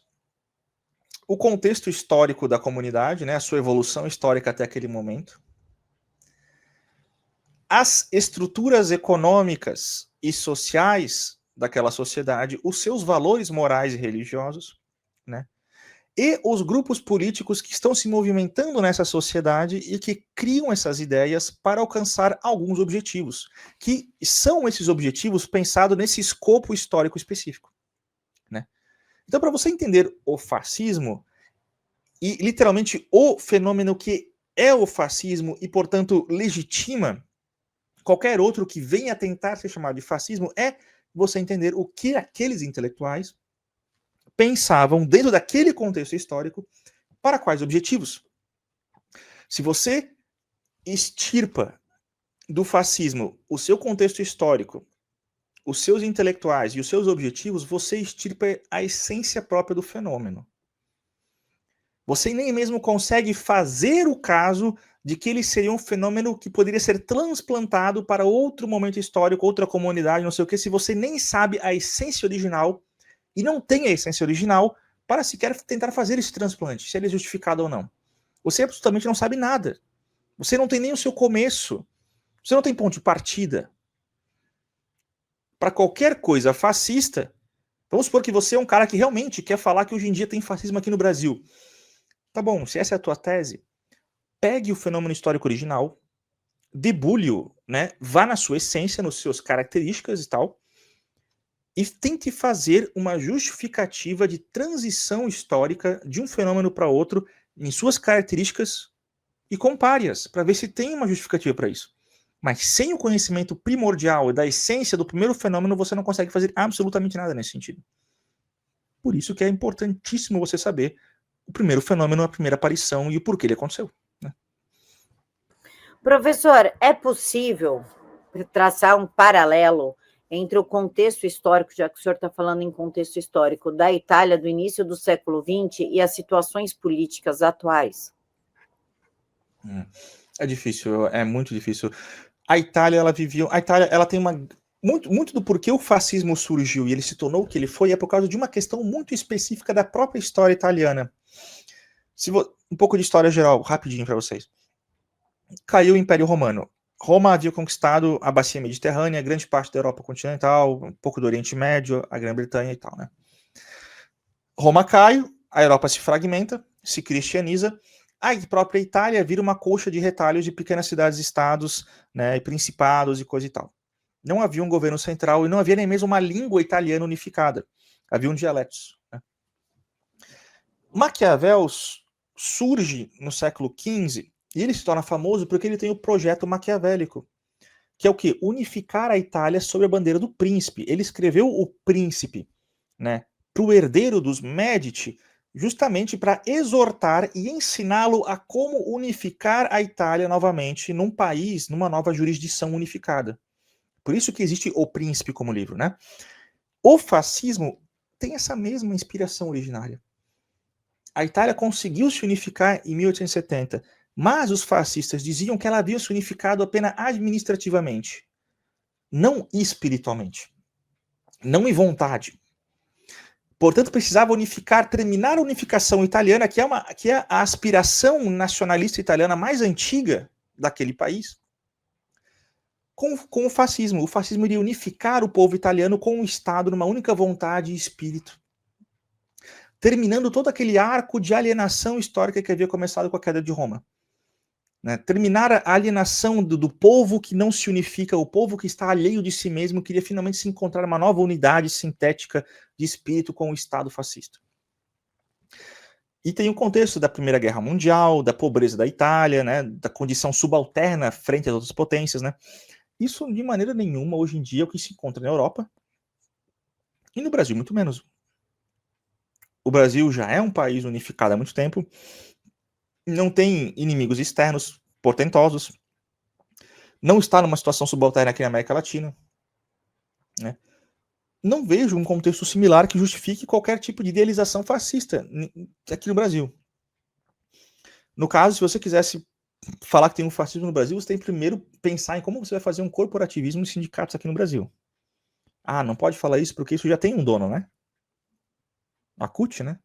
Que é do PT. Eu acho difícil, né? Nem a CUT do PT, que inclusive ensina guerrilha digital, mas a direita que é acusada de milícia digital. Professor, agora o senhor me fez lembrar de uma frase, eu acho que o senhor vai saber elucidar essa dúvida que muitas pessoas têm. O acuse-os do que você não, acuse-os do que você faz e chame-os do que você é. De fato saiu do Lenin? Não há uma prova escrita, documental, de que Lenin escreveu isso num livro, num discurso, numa carta, não. Porém, é um relato de um revolucionário que era muito íntimo amigo de Lenin, que escreveu no seu diário que numa conversa com Lenin, entre outras coisas, isso também foi falado. Não é uma fonte primária, é uma fonte de segunda mão. Alguns dizem que é uma mentira inventada, outros dizem que não é, não temos como ter certeza e nunca saberemos com certeza, mas é atribuído a Lenin como uma fonte secundária, no caso, né? Perfeito. E nem as ações a gente não pode citar o nome dele, mas do impronunciável do Supremo, senão da prisão, nem as atitudes dele se encaixam no fascismo, porque na psicologia se encaixa na psicopatia perversa. As ações dele. Agora, historicamente falando, não se encaixa num fascismo? Eu acho que o Xandão... vamos ser preso. Xandão, Alexandre de Moraes. Vamos ser preso por ser antidemocrático, né? Tudo bem. O Xandão, a meu ver, ele entra muito mais... Olha que interessante isso. Ele entra muito mais numa tradição jacobina de democracia totalitária. Eu escrevi alguns textos para o Danúncio Neto, né, essas últimas semanas, e no meu Twitter também. Tem um livro de um historiador, um cientista político israelense já falecido, que é o Jacob Talmon, chamado As Origens da Democracia Totalitária. É um livro excelente que eu já me propus para vir editorial, para eu traduzir e eles poderem publicar esse livro, esse essencial para o Brasil, que diz assim: a democracia, ela é uma criação perigosa. Ela não é esse reino florido de liberdade e igualdade que todo mundo fala. Não. Na história do pensamento humano, a maioria dos pensadores políticos condenou a democracia, ou tinham suspeita dela. Por quê?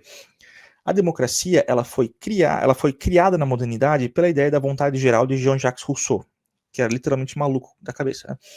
Os jacobinos na Revolução Francesa adotaram para si mesmo a tarefa de defender a democracia e, para tanto, eles guilhotinaram seus inimigos políticos. E até eles mesmos. Tudo em prol da democracia e da defesa da democracia, da vontade geral do povo. Né?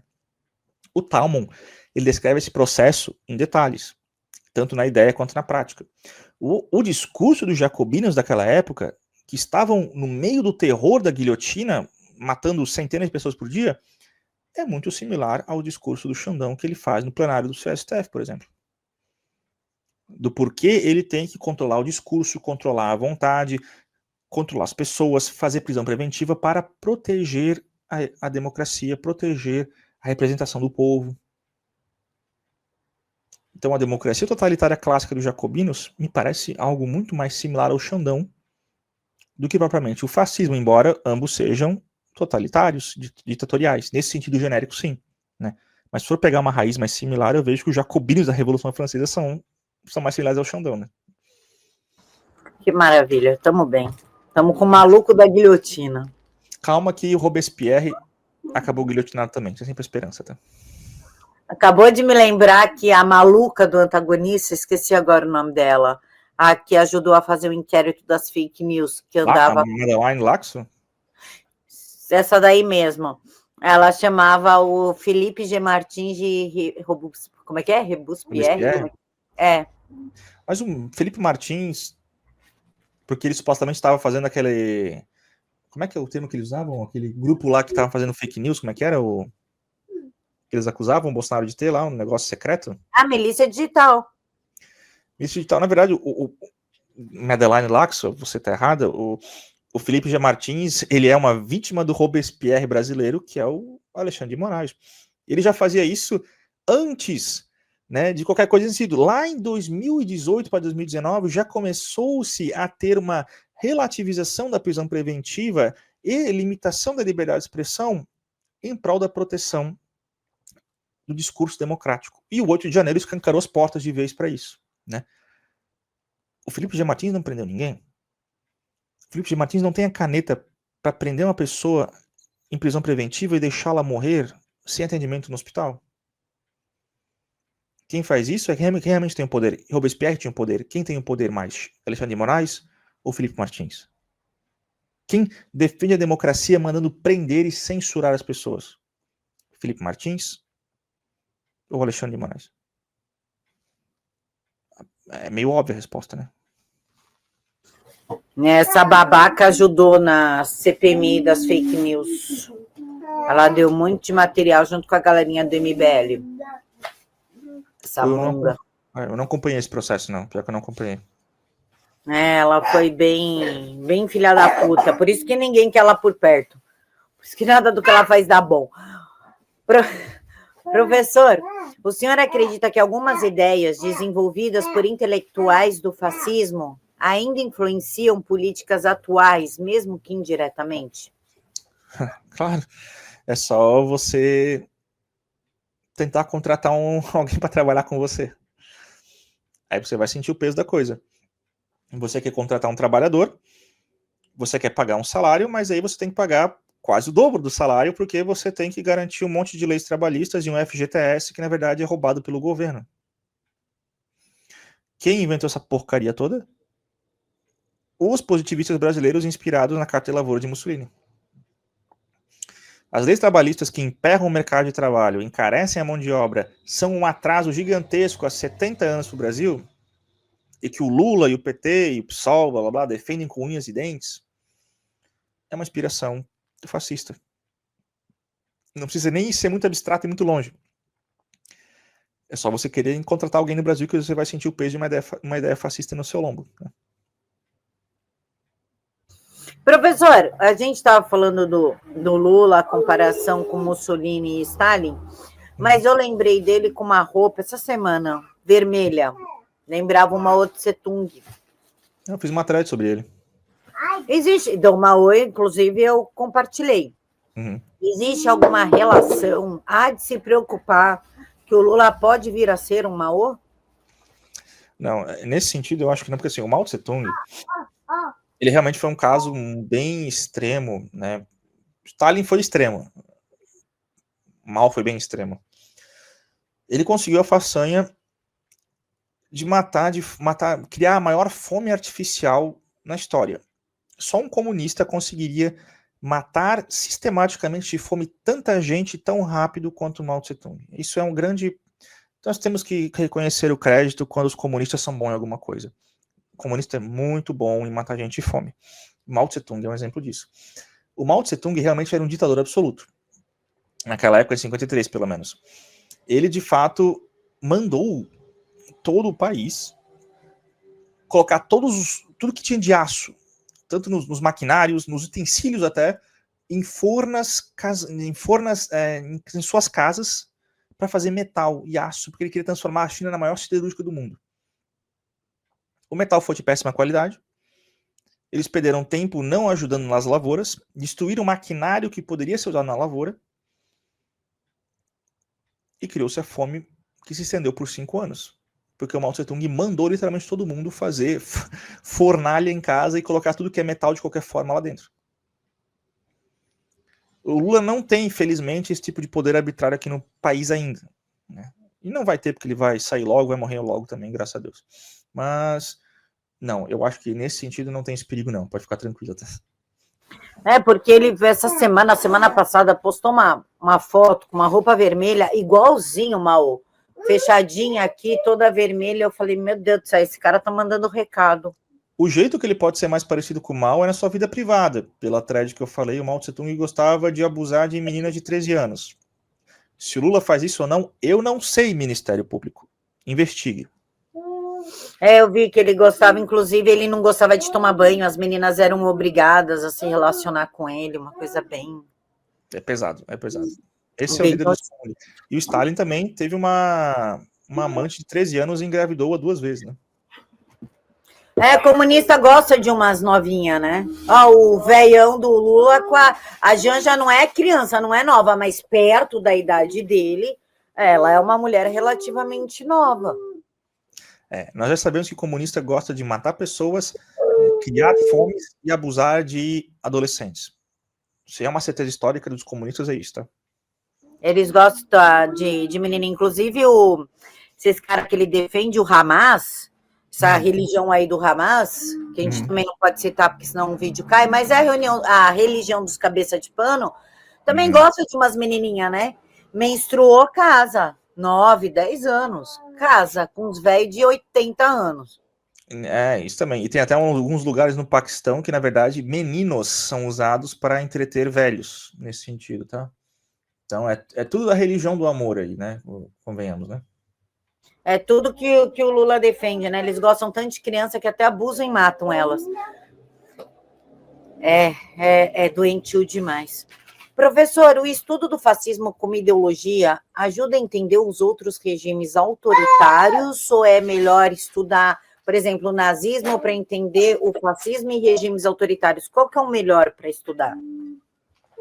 Eu prezo, se você for estudar um fenômeno político, ideológico específico, você tem que primeiro isolá-lo o máximo que você puder de qualquer outra interferência ideológica ou moralista externa, né? Se você quer estudar o fascismo, faça uma bibliografia de livros de história sobre o contexto histórico do fascismo, os intelectuais do fascismo, que nem esse livro aqui que estamos falando até agora, né, os intelectuais do fascismo, e estude-o por si só. Se você vai estudar o nazismo, estude primeiro as ideias, o contexto e as pessoas do nazismo específico.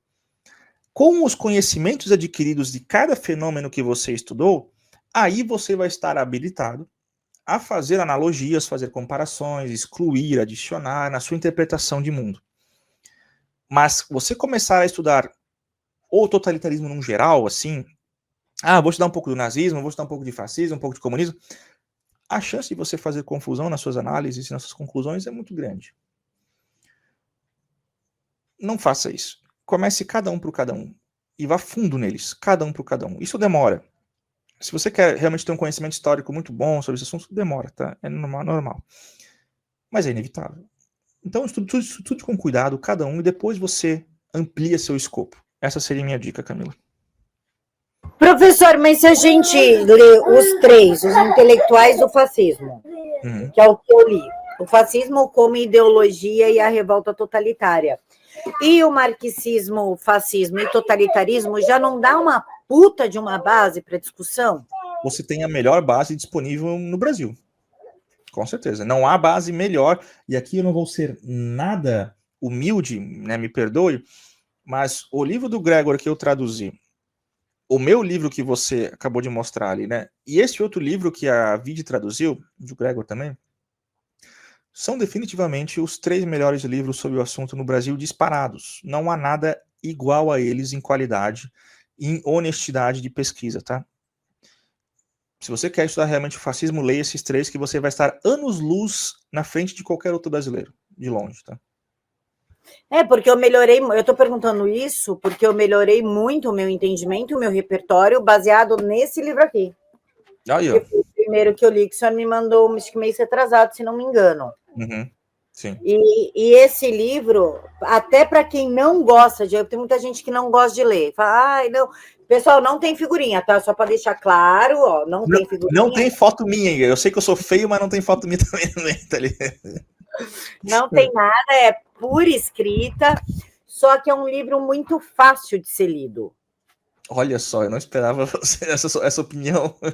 Não, ele é muito gostoso de ser lido, é uma leitura muito fluida, é uma leitura muito leve, é uma leitura muito conexa. Ah, tá, entendi. A gente não precisa ficar tipo, nossa, mas peraí, o que ele quis dizer aqui? Não, mas aí eu acho que estava na página 5, deixa eu voltar lá.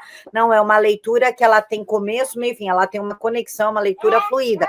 Então, até para quem não gosta de ler, é um livro gostoso de ler, porque tu não fica perdido em nota de rodapé, palavras extremamente difíceis, e tem livros que você começa a ler o capítulo 1, você está lá no 5, e de repente você lembra que o 2 faz conexão, e aí tem que voltar. Não, esse livro ele é contínuo. Por isso que é uma leitura fácil, uma leitura rápida, é uma leitura que a gente absorve muito. Agradeço muito, Camila. A minha intenção, assim, foi minha primeira tentativa na escrita de um livro sério, e a minha intenção era justamente sistematizar começo, meio e fim de uma coisa, começo, meio e fim de outra, para não deixar a ponta solta, sabe? Então, eu fico feliz que o seu feedback, porque eu alcancei meu objetivo. Eu fico muito feliz, Camila. Muito obrigado. Não, isso alcançou mesmo. Eu gosto de livro de capítulos com começo, meio e fim. Não coisas que ficam... Vide capítulo 10. Você está no capítulo 2, você fala, puta merda, tem que ir lá pro 10. Então, é muito gostoso de ler esse livro aqui. Esse livro eu li em 2 dias, que é Os Intelectuais do Fascismo, que é interessantíssimo. Eu li em um fim de semana pessoal, também é uma leitura muito gostosa, muito fácil. Tem uma palavra ou outra em italiano. Tem alguns termos que eu não optei por não traduzir, porque eles são muito específicos da ideologia dos caras, entendeu? Mas aí sabe o que a gente faz? Aí eu vou dar uma dica, ChatGPT. Inclusive tem aqui, ó, eu sou muito ruim, e o direto, com 2 T's, e lautorita. Direito e autoridade. Il direito e l'autorità. O que eu faço? ChatGPT. O que significa? Vem. Geralmente são nomes de livros ou títulos de livros, assim, que são muito específicos, então eu preferi não traduzi-los, certo? De qualquer modo, eu queria a sua opinião sobre as notas de rodapé do livro que eu fiz. Eu escrevi muitas notas de rodapé para tentar auxiliar o leitor. O que você achou? Ela auxilia... Tirei do mudo? Tirei. Ela auxilia e não é chata, não deixa a gente perdido. A minha questão com nota de rodapé é que muitos dos livros te fazem te perder. Esse aqui não. Ele é explicadinho, que te dá um norte do que está acontecendo. Você falar, nossa, peraí, o que ele quis dizer aqui? Você vem aqui embaixo e fala, foi de 15 de fevereiro de 1911, na coleção, tá.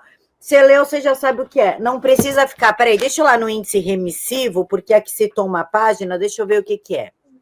Que bom. Então, vale a pena ler os livros do professor para quem tem preguiça de ler. É muito bom, é muito fácil de ler e fácil de absorver, mesmo que tu tenha QI de esquerdista. Há o conselho também que funciona, QI de esquerdista. Esses livros vão aumentar o QI do sujeito, confia. Vão na fé. Leem esse aqui também, que é muito bom, muito gostoso de ler também. Muito bom mesmo. Muito gostoso de ler também, fácil de leitura. Eu sempre indico o livro fácil de leitura, porque o povo tem muita preguiça, né, professor? Isso é triste. Isso é triste, sabe, porque o número de brasileiros leitores até caiu um pouquinho do ano passado para esse, né? E fico triste porque tá tão mais abundante você ter acesso a conhecimentos, assim, as pessoas estão preferindo muitas vezes ver vídeos, assim, e ouvir podcasts. Eu não julgo por isso, eu acho uma boa forma de democratizar o conhecimento, mas a leitura, ela te força a ter um domínio da língua e um modo de raciocínio melhor. Se você domina a língua, o jeito de falar, se você fica à vontade com raciocínios complexos de leitura, a sua própria fluidez mental melhora, o seu raciocínio melhora, você fala consigo mesmo melhor e raciocina logicamente melhor e escreve melhor por consequência. Coisa que você não adquire ouvindo podcasts ou vendo vídeos. Apenas a leitura de argumentos lógicos, concatenados e razoáveis vai te deixar pronto para isso. E você tem que ler muito isso, entendeu? E agora eu vou dar mais um motivo pessoal. Quando vocês ficam vendo vídeos, principalmente vídeos curtos de TikTok, dentro do cérebro da gente existe uma coisa chamada neuroplasticidade. O cérebro da gente é moldável. Então, quando vocês ficam nessa informação muito rápida, da dopamina rápida, a sua inteligência, a tendência dela é diminuir. E sim, a inteligência ela diminui, ela aumenta e dá para fazer isso a partir do conteúdo que tu consome. Então, o que acontece? Quando tu para e lê um livro, se tu ler 2 livros por mês, 1 livro por mês, a probabilidade do seu QI dar uma aumentada no final do ano e a sua neuroplasticidade, fazendo com que o seu cérebro faça novas conexões e produza mais neurônios, é muito maior do que sentar e assistir podcast, do que assistir Reels, do que assistir TikTok. Outro fator é que quem lê muito, se tiver tendência até Alzheimer ou demência, retarda. E se tu quer evitar ter Alzheimer ou demência, aprenda uma atividade nova a cada 6 meses, e algo que tu detesta. Por exemplo, entender, sei lá, fórmula da velocidade da física. Senta e estuda. Isso retarda em até 30% a possibilidade de desenvolver alguma doença degenerativa cerebral. Perfeito. Eu não tenho nenhum argumento melhor que esse do que sua saúde mental, cidadão. Vai ler, desgraça. Pronto. Vai ler, se priorize, né? Porque a leitura é quando tu te prioriza a tua cultura, a tua saúde mental, o teu desenvolvimento pessoal. Muita gente fala, em vez de ficar indo atrás de namorado, vai trabalhar. Eu já falo ao contrário. Em vez de ficar indo atrás dos outros, lê primeiro, tem uma cultura para poder ter um assunto, para sair mais do mesmo, né? De uma profundidade de um pires, né, professor? Eu até falaria que o meu objetivo com a leitura nem é adquirir conhecimento em abstrato ou, tipo, ter cultura. Assim, eu vejo que é uma construção existencial do sujeito. Você adquire conhecimento, não muitas vezes, assim, apenas para exercer uma profissão, apenas para ter conversa com o seu ficante, coisa assim, não. Você tem que adquirir cultura e conhecimento para formar-se como um indivíduo pensante nesse mundo e ter sua própria visão de mundo. Constitui-se de quem você é no final das contas. Um reflexo dos seus pensamentos, da sua moralidade, de como você vê e julga o mundo. E quanto mais você lê, mais você vai enriquecer como um ser humano no fim do dia. E eu vejo isso como algo tremendamente importante, particularmente. E quando a gente aumenta a nossa cultura, o nosso repertório, a gente também eleva até um nível de relações sociais. Perfeito. E aí tu consegue um emprego melhor, relações pessoais melhores, um melhor salário, porque não tem nada melhor do que numa entrevista de emprego tu conversar com alguém que domina de vários assuntos, não um só, porque um só é fácil, né, professor? A gente senta e estuda, que nem eu sou jornalista, eu sento e estudo ali gramática, português, eu vou saber me desenvolver, mas eu vou saber conversar de fato com um político? Eu vou saber, de fato, conversar com o promotor se eu não tiver um conteúdo além do conteúdo jornalístico? Te ajuda a fazer um network, né? Também. Perfeito. Então, estudem. Faz bem para todo mundo. Ó, você vai conseguir emprego melhor, você vai pegar gente mais bonita. Se o teu interesse é sair comendo todo mundo, vai pegar gente mais bonita, com intelecto muito melhor, que vai te proporcionar uma vida melhor. Tu vai ter uma vida melhor, né, professor? Sim. Só não leia, digamos assim, teoria Marta comunista. Tiburi. Leia como se você fosse um estudante querendo aprender uma ideia que você não quer aceitar já primeiramente, tá? Depois se vire. E não leiam Márcia Tiburi, isso faz mal para a cabeça, é uma autopenitência muito forte. Realmente fez muito mal para minha cabeça, tá? De fato. Professor, para a gente finalizar, qual a importância de separar a análise histórica e acadêmica do fascismo da disputa política e emocional que o termo carrega hoje? Olha, é essencial você separar o que é o fenômeno histórico, o que você aprende através da academia do que é o fascismo, das disputas políticas modernas por um motivo muito simples. Você não vive no passado, você vive no presente. Você não vive na Itália de Mussolini, você vive, infelizmente, no Brasil do Lula. Ou seja, você quer ressuscitar e utilizar um termo político carregado com um contexto e ideias específicas de um período histórico para o seu momento histórico, cujos princípios, objetivos e lutas são totalmente diferentes, só vai te atrapalhar. Aprenda o fascismo para evitar a sua utilização de maneira oportunista, ideológica e rasteira. Aprenda para não utilizá-lo no seu dia a dia, mas para evitar que ele seja imposto no dia a dia. E aí você faz a sua luta política correta aqui no seu contexto, nas ideias que estão em voga no seu momento de vida, com os inimigos ou com os aliados daqui do momento, com os problemas daqui, não com algo do passado. Não cria um anacronismo desnecessário e que cause confusão só para você xingar um termo retoricamente vazio. Né? Tenha um pouco, digamos assim, leve sua luta política mais a sério. Não fique regurgitando termos sem sentido, sem desconexo, só para atacar alguém. Seja mais polido, seja mais inteligente na sua luta política, essencialmente. Né? Fez sentido, Camila? Total, inclusive até ia comentar isso, acabei esquecendo, professor, do anacronismo histórico. O quão é desleal, intelectualmente falando, fazer anacronismo histórico? Fazer anacronismo histórico é totalmente desleal. No sentido de que você pode fazê-lo por ignorância, ou você pode fazê-lo por malícia. A maioria das pessoas, quando faz com o fascismo, faz por malícia. Não que eles não sejam ignorantes, mas eles têm um intento malicioso. Muita gente não quer aprender o que foi o fascismo, não tem interesse nenhum, justamente porque eles já têm uma visão de mundo pré-concebida, adquirida da militância esquerdista no qual eles estão inseridos, cujo fascismo tem uma função instrumental muito importante: atacar e xingar e menosprezar o seu oponente. O fascismo não é uma categoria histórica com sua própria existência, enfim, não é uma categoria de conhecimento, é uma categoria de luta, é uma arma num arsenal. E o anacronismo, ele serve para isso, para você ter uma arma num arsenal na luta política, independentemente de inteligência, de rigor, de lógica, de honestidade. É puro ataque, é pura luta. Né? É isso que o anacronismo serve, é por isso que eles usam. Mas você é inteligente e vai estudar isso justamente para contra-atacar esse anacronismo e desarmá-lo. E não para fazer mais, né? Exatamente, professor, eu não sei o que é pior, se é o ad hominem, eu tenho uma raiva de quem faz isso, ou se é o anacronismo histórico.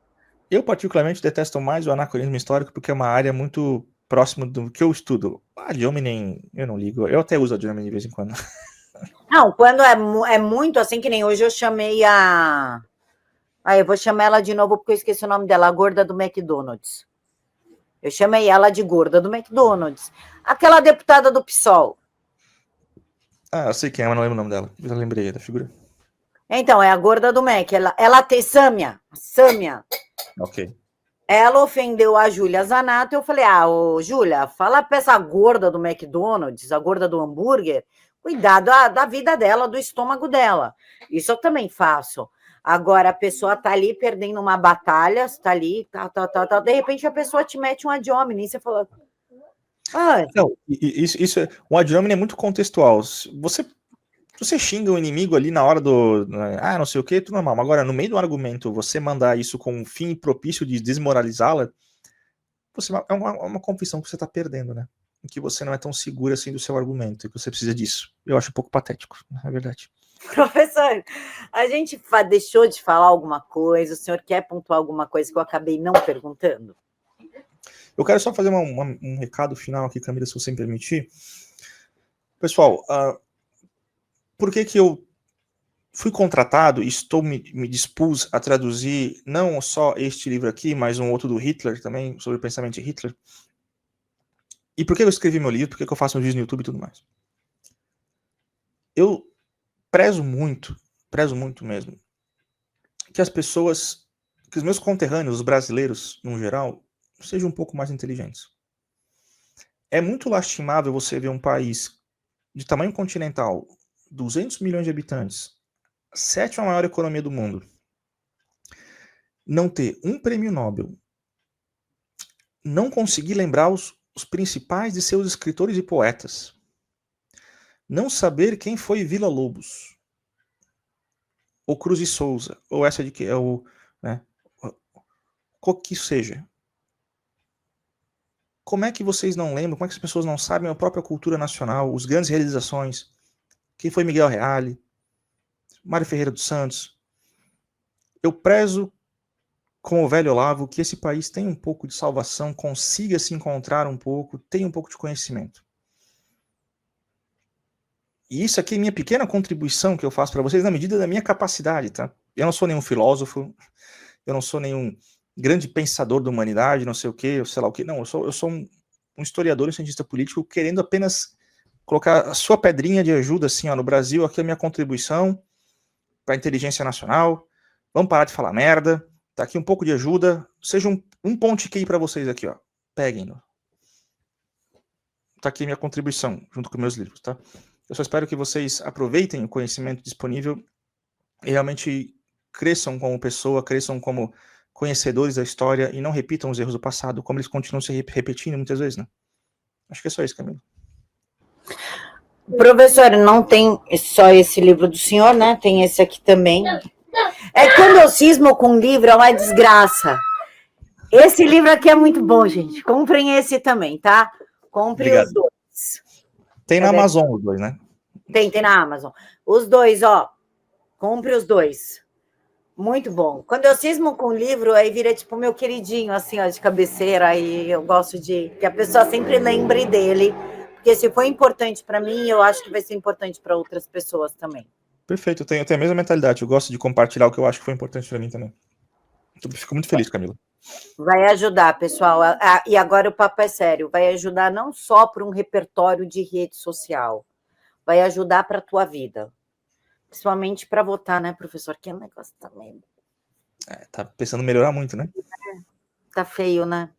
Assim, sabe aquele amigo seu petista, aquele amigo seu que é um pouco não gosta de ler, que acha que tem opinião errada em política? Deem de presente, joguem ali na porta do sujeito ali, como quem não quer nada, vê se engata um pouquinho. É mesmo, porque você não precisa falar que é um livro de direito, é só falar, nossa, achei tua cara, olha só. A tua cara, e tem Mussolini aqui, tá chamando ele de feio, tá? Isso é verdade. Eu achei tua cara, eu acho que tu deveria ler para te ajudar contra a direita. Pronto, a pessoa vai ler, acaba entrando alguma coisa, ela repensa, gente. Sabe quando cai aquela sementinha que só depois começa a germinar, o cara pensar, nossa, aquilo é verdade, aquilo, aí, ó, feito. Comprem, estudem e deem de presente. Aproveita que é Dia dos Pais. Dê de presente, vale a pena, gente. Perfeito, tá aí. É isso, Camila. Eu acho que não restou nada a falar sobre o assunto, pelo menos da minha parte. Não sei que você tenha mais alguma pergunta. Não, eu quero que o senhor faça um merchanzinho das suas redes sociais, canal do YouTube, onde te encontrar, como te ver, podcast, essas coisas todas aí. Tem a minha Linktree. Eu não sei. Só um minuto, Camila. Essa plataforma que tu vai colocar essa live, vai ter algum tipo de descrição, alguma coisa assim, para você deixar links, alguma coisa assim? Vai, porque sobe também, ó, sobe no meu canal, sobe no canal do Silvio Navarro e sobe na TVD. E o pessoal da TV, eu uso a plataforma do YouTube para subir pela TVD. Então, quem quiser da TVD, entra nos canais para baixar os links que eu coloco. Eu vou pedir para a Camila colocar a minha Linktree na descrição da plataforma que você está vendo. Lá tem tudo que você precisa. Minhas redes sociais. Eu sou muito ativo no X e agora no Instagram também. Eu tenho um canal no YouTube que vai ser retomado amanhã. Vou publicar meu primeiro vídeo em 1 ano, retomando o canal, né? Primeira vez que estou falando isso em público. E lá tem os links dos meus livros, os livros que eu traduzi, e do meu Substack, que é onde eu publico meus artigos, que eu escrevo sobre vários temas do totalitarismo. Lá eu publico um artigo por semana. Se você quiser acompanhar e ler os meus artigos, as fontes que eu uso e tal, sem ser o meu próprio livro, tem lá os artigos no Substack. Tudo vai estar na Linktree. Eu já agradeço quem for acompanhar. Eu aconselho vocês a seguir no X, hein? Não pelas tretas que dá esse entretenimento diário, pelo menos para mim, que adoro uma briga, mas das threads, das informações históricas, por exemplo, essa do Mao de gostar de menininha. Eu não li isso em nenhum livro do Mao, e olha que eu tenho um livro dele dessa lapa, da capa vermelha, e eu não vi essa informação lá. É um livro, digamos assim, que ele é muito censurado, tá? Mas é porque o médico foi muito perseguido, mas é um livro que precisa ser traduzido para o português também, tá? Para variar. Então, aí quando o professor traduzir, a gente traz ele para vocês. Eu não faço nada na minha vida, eu só traduzo livros. Quando o professor traduzir o livro o novo livro, aí a gente traz aqui para vocês para contar, porque o livro do Mao que eu tenho, eu acho que o senhor até tem, um que é dessa lapa, assim, escrito Mao em amarelo, e sim, não fala desse fato dele gostar de menininhas. É uma falha bem grande, então, nesse livro, tá? Talvez não seja o melhor disponível. Fala da fome. Perfeito. Porque eu fui procurar esse livro por causa do filme da Angelina Jolie. Primeiro Mataram Meus Pais. Esse é do Pol Pot, né? Aí eu vi o filme da Angelina, aí eu fui pesquisar o Pol Pot, que me ligou no Mao. Foi um site comparando os dois. E falou que o Mao foi pior que o Pol Pot. Em termos gerais, sim. Com certeza. E aí eu fui atrás do Mao. E aí foi quando eu achei esse livro para ler, para entender como é que ele conseguiu fazer a fome, fazer tudo que ele fez na China. É um horror, assim, sem precedentes, né? O Pol Pot, considerando, tipo, em proporção à população, ele foi pior, pelo tempo e pela proporção do dano que ele causou à população dele. Mas, em números gerais, o Mao é o ganhador, digamos assim, né? Foi um site foi muito antigo esse site, não sei nem se ele tá, não sei o que lá, o lado negro da história, o livro negro da história, negócio assim o site, e foi lá que eu peguei essa comparação, e aí a pessoa fala, pô, mas é mais ou menos assim que ele diz, não perca muito seu tempo estudando Pol Pot, vai estudar Mao. Não, nada a ver, o Pol Pot... eu fui estudar Mao.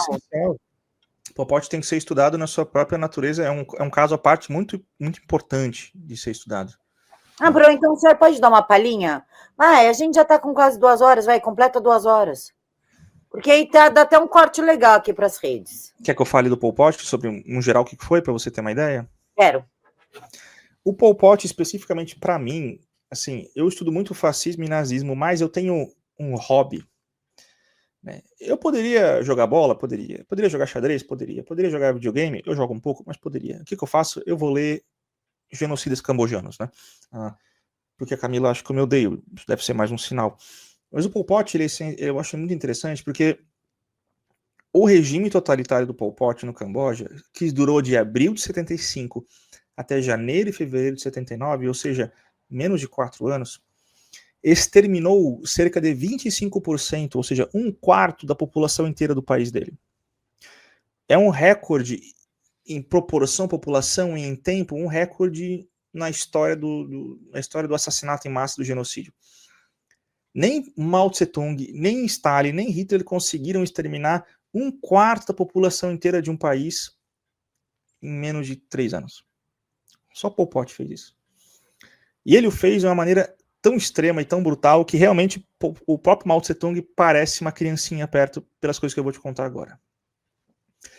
O Pol Pot acreditava que a sociedade do Camboja deveria ser purificada de tudo que era corrupção burguesa e moderna. Ele queria criar uma sociedade utópica, agrária, sem dinheiro, sem religião, onde as pessoas iam viver em comunas agrárias, onde não existiria família, e todos seriam um grande coletivo, né, produzindo para o Estado cambojano, o Estado agrário cambojano. Para fazer isso, eles entraram na capital, Phnom Penh, que tinha 2,5 milhões de habitantes na época, ou seja, uma Curitiba, e esvaziaram-na a ponta da bala em menos de 2 horas, em menos de 2 dias. Imagine uma força paramilitar entrando em Curitiba e esvaziando-a à força, mandando todo mundo trabalhar em campo de concentração, no campo, em menos de 48 horas. Ele fez. Ele soltou um decreto mandando matar literalmente qualquer um que aparentasse ser burguês, ou seja, até mesmo quem usava óculos, só por usar óculos, foi executado. Filhos que queriam reencontrar seus pais, ou pais reencontrar seus filhos ou irmãos, eram mortos na hora. Porque a família não existia mais. A única família era o partido, que eles chamavam de Angkar. Angkar é sua família.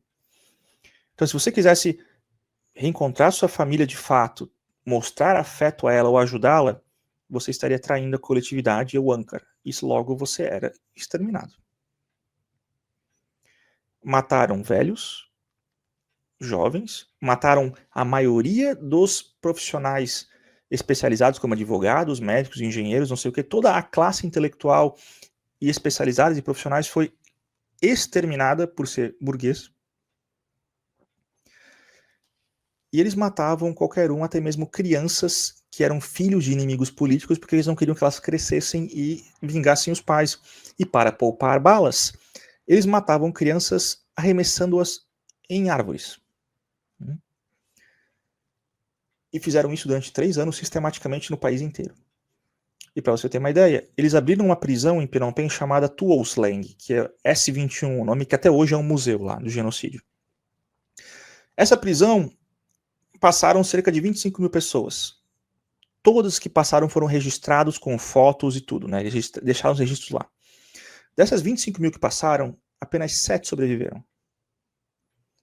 É, estatisticamente falando, a prisão mais mortífera da história da humanidade, certo? E essas 7 pessoas apenas sobreviveram porque elas eram úteis em alguma capacidade para o regime. 2 eram pintoras que pintavam retratos dos líderes. Foram poupadas por isso. E elas pintaram retratos de tudo que elas viram lá. E é um negócio sem precedentes no nível de crueldade humana. As pessoas eram amarradas coletivamente pelo chão e ficavam nas salas, no calor tropical do Camboja, sem alimento, no meio de mosquitos, apenas esperando serem chamadas para assinar uma confissão de que elas eram inimigas do povo, confessando ainda que seus familiares e amigos eram inimigos do povo, eram levados para uma cova aberta fora da prisão, executados. Chamavam os parentes e amigos que estavam na confissão, mesma coisa. Forçavam uma confissão, matavam. E assim ia, e assim ia, e assim ia. Ao ponto que o país tinha tantas covas, que chamam de campos de morte hoje em dia, os famosos campos da morte, tinha tantas covas e tantas covas no país inteiro que elas não tinham terminado de ser encontradas até 2005, 2006. E o regime caiu em 79. O estrago foi tão gigantesco que o Camboja praticamente teve que recomeçar do zero quando o regime caiu. 1/4 da população não existia mais. A infraestrutura era inexistente. Não existia nem mesmo uma classe de profissionais especializados para começar a reestruturar o país. Então, praticamente, o Camboja ele teve 10 anos perdidos praticamente para recuperar o que foi provavelmente o extermínio em massa mais maluco da história. E se você for hoje para o Camboja, todo mundo lá, até mesmo crianças sabem, se tu falar Pol Pot, ela sabe do que está falando.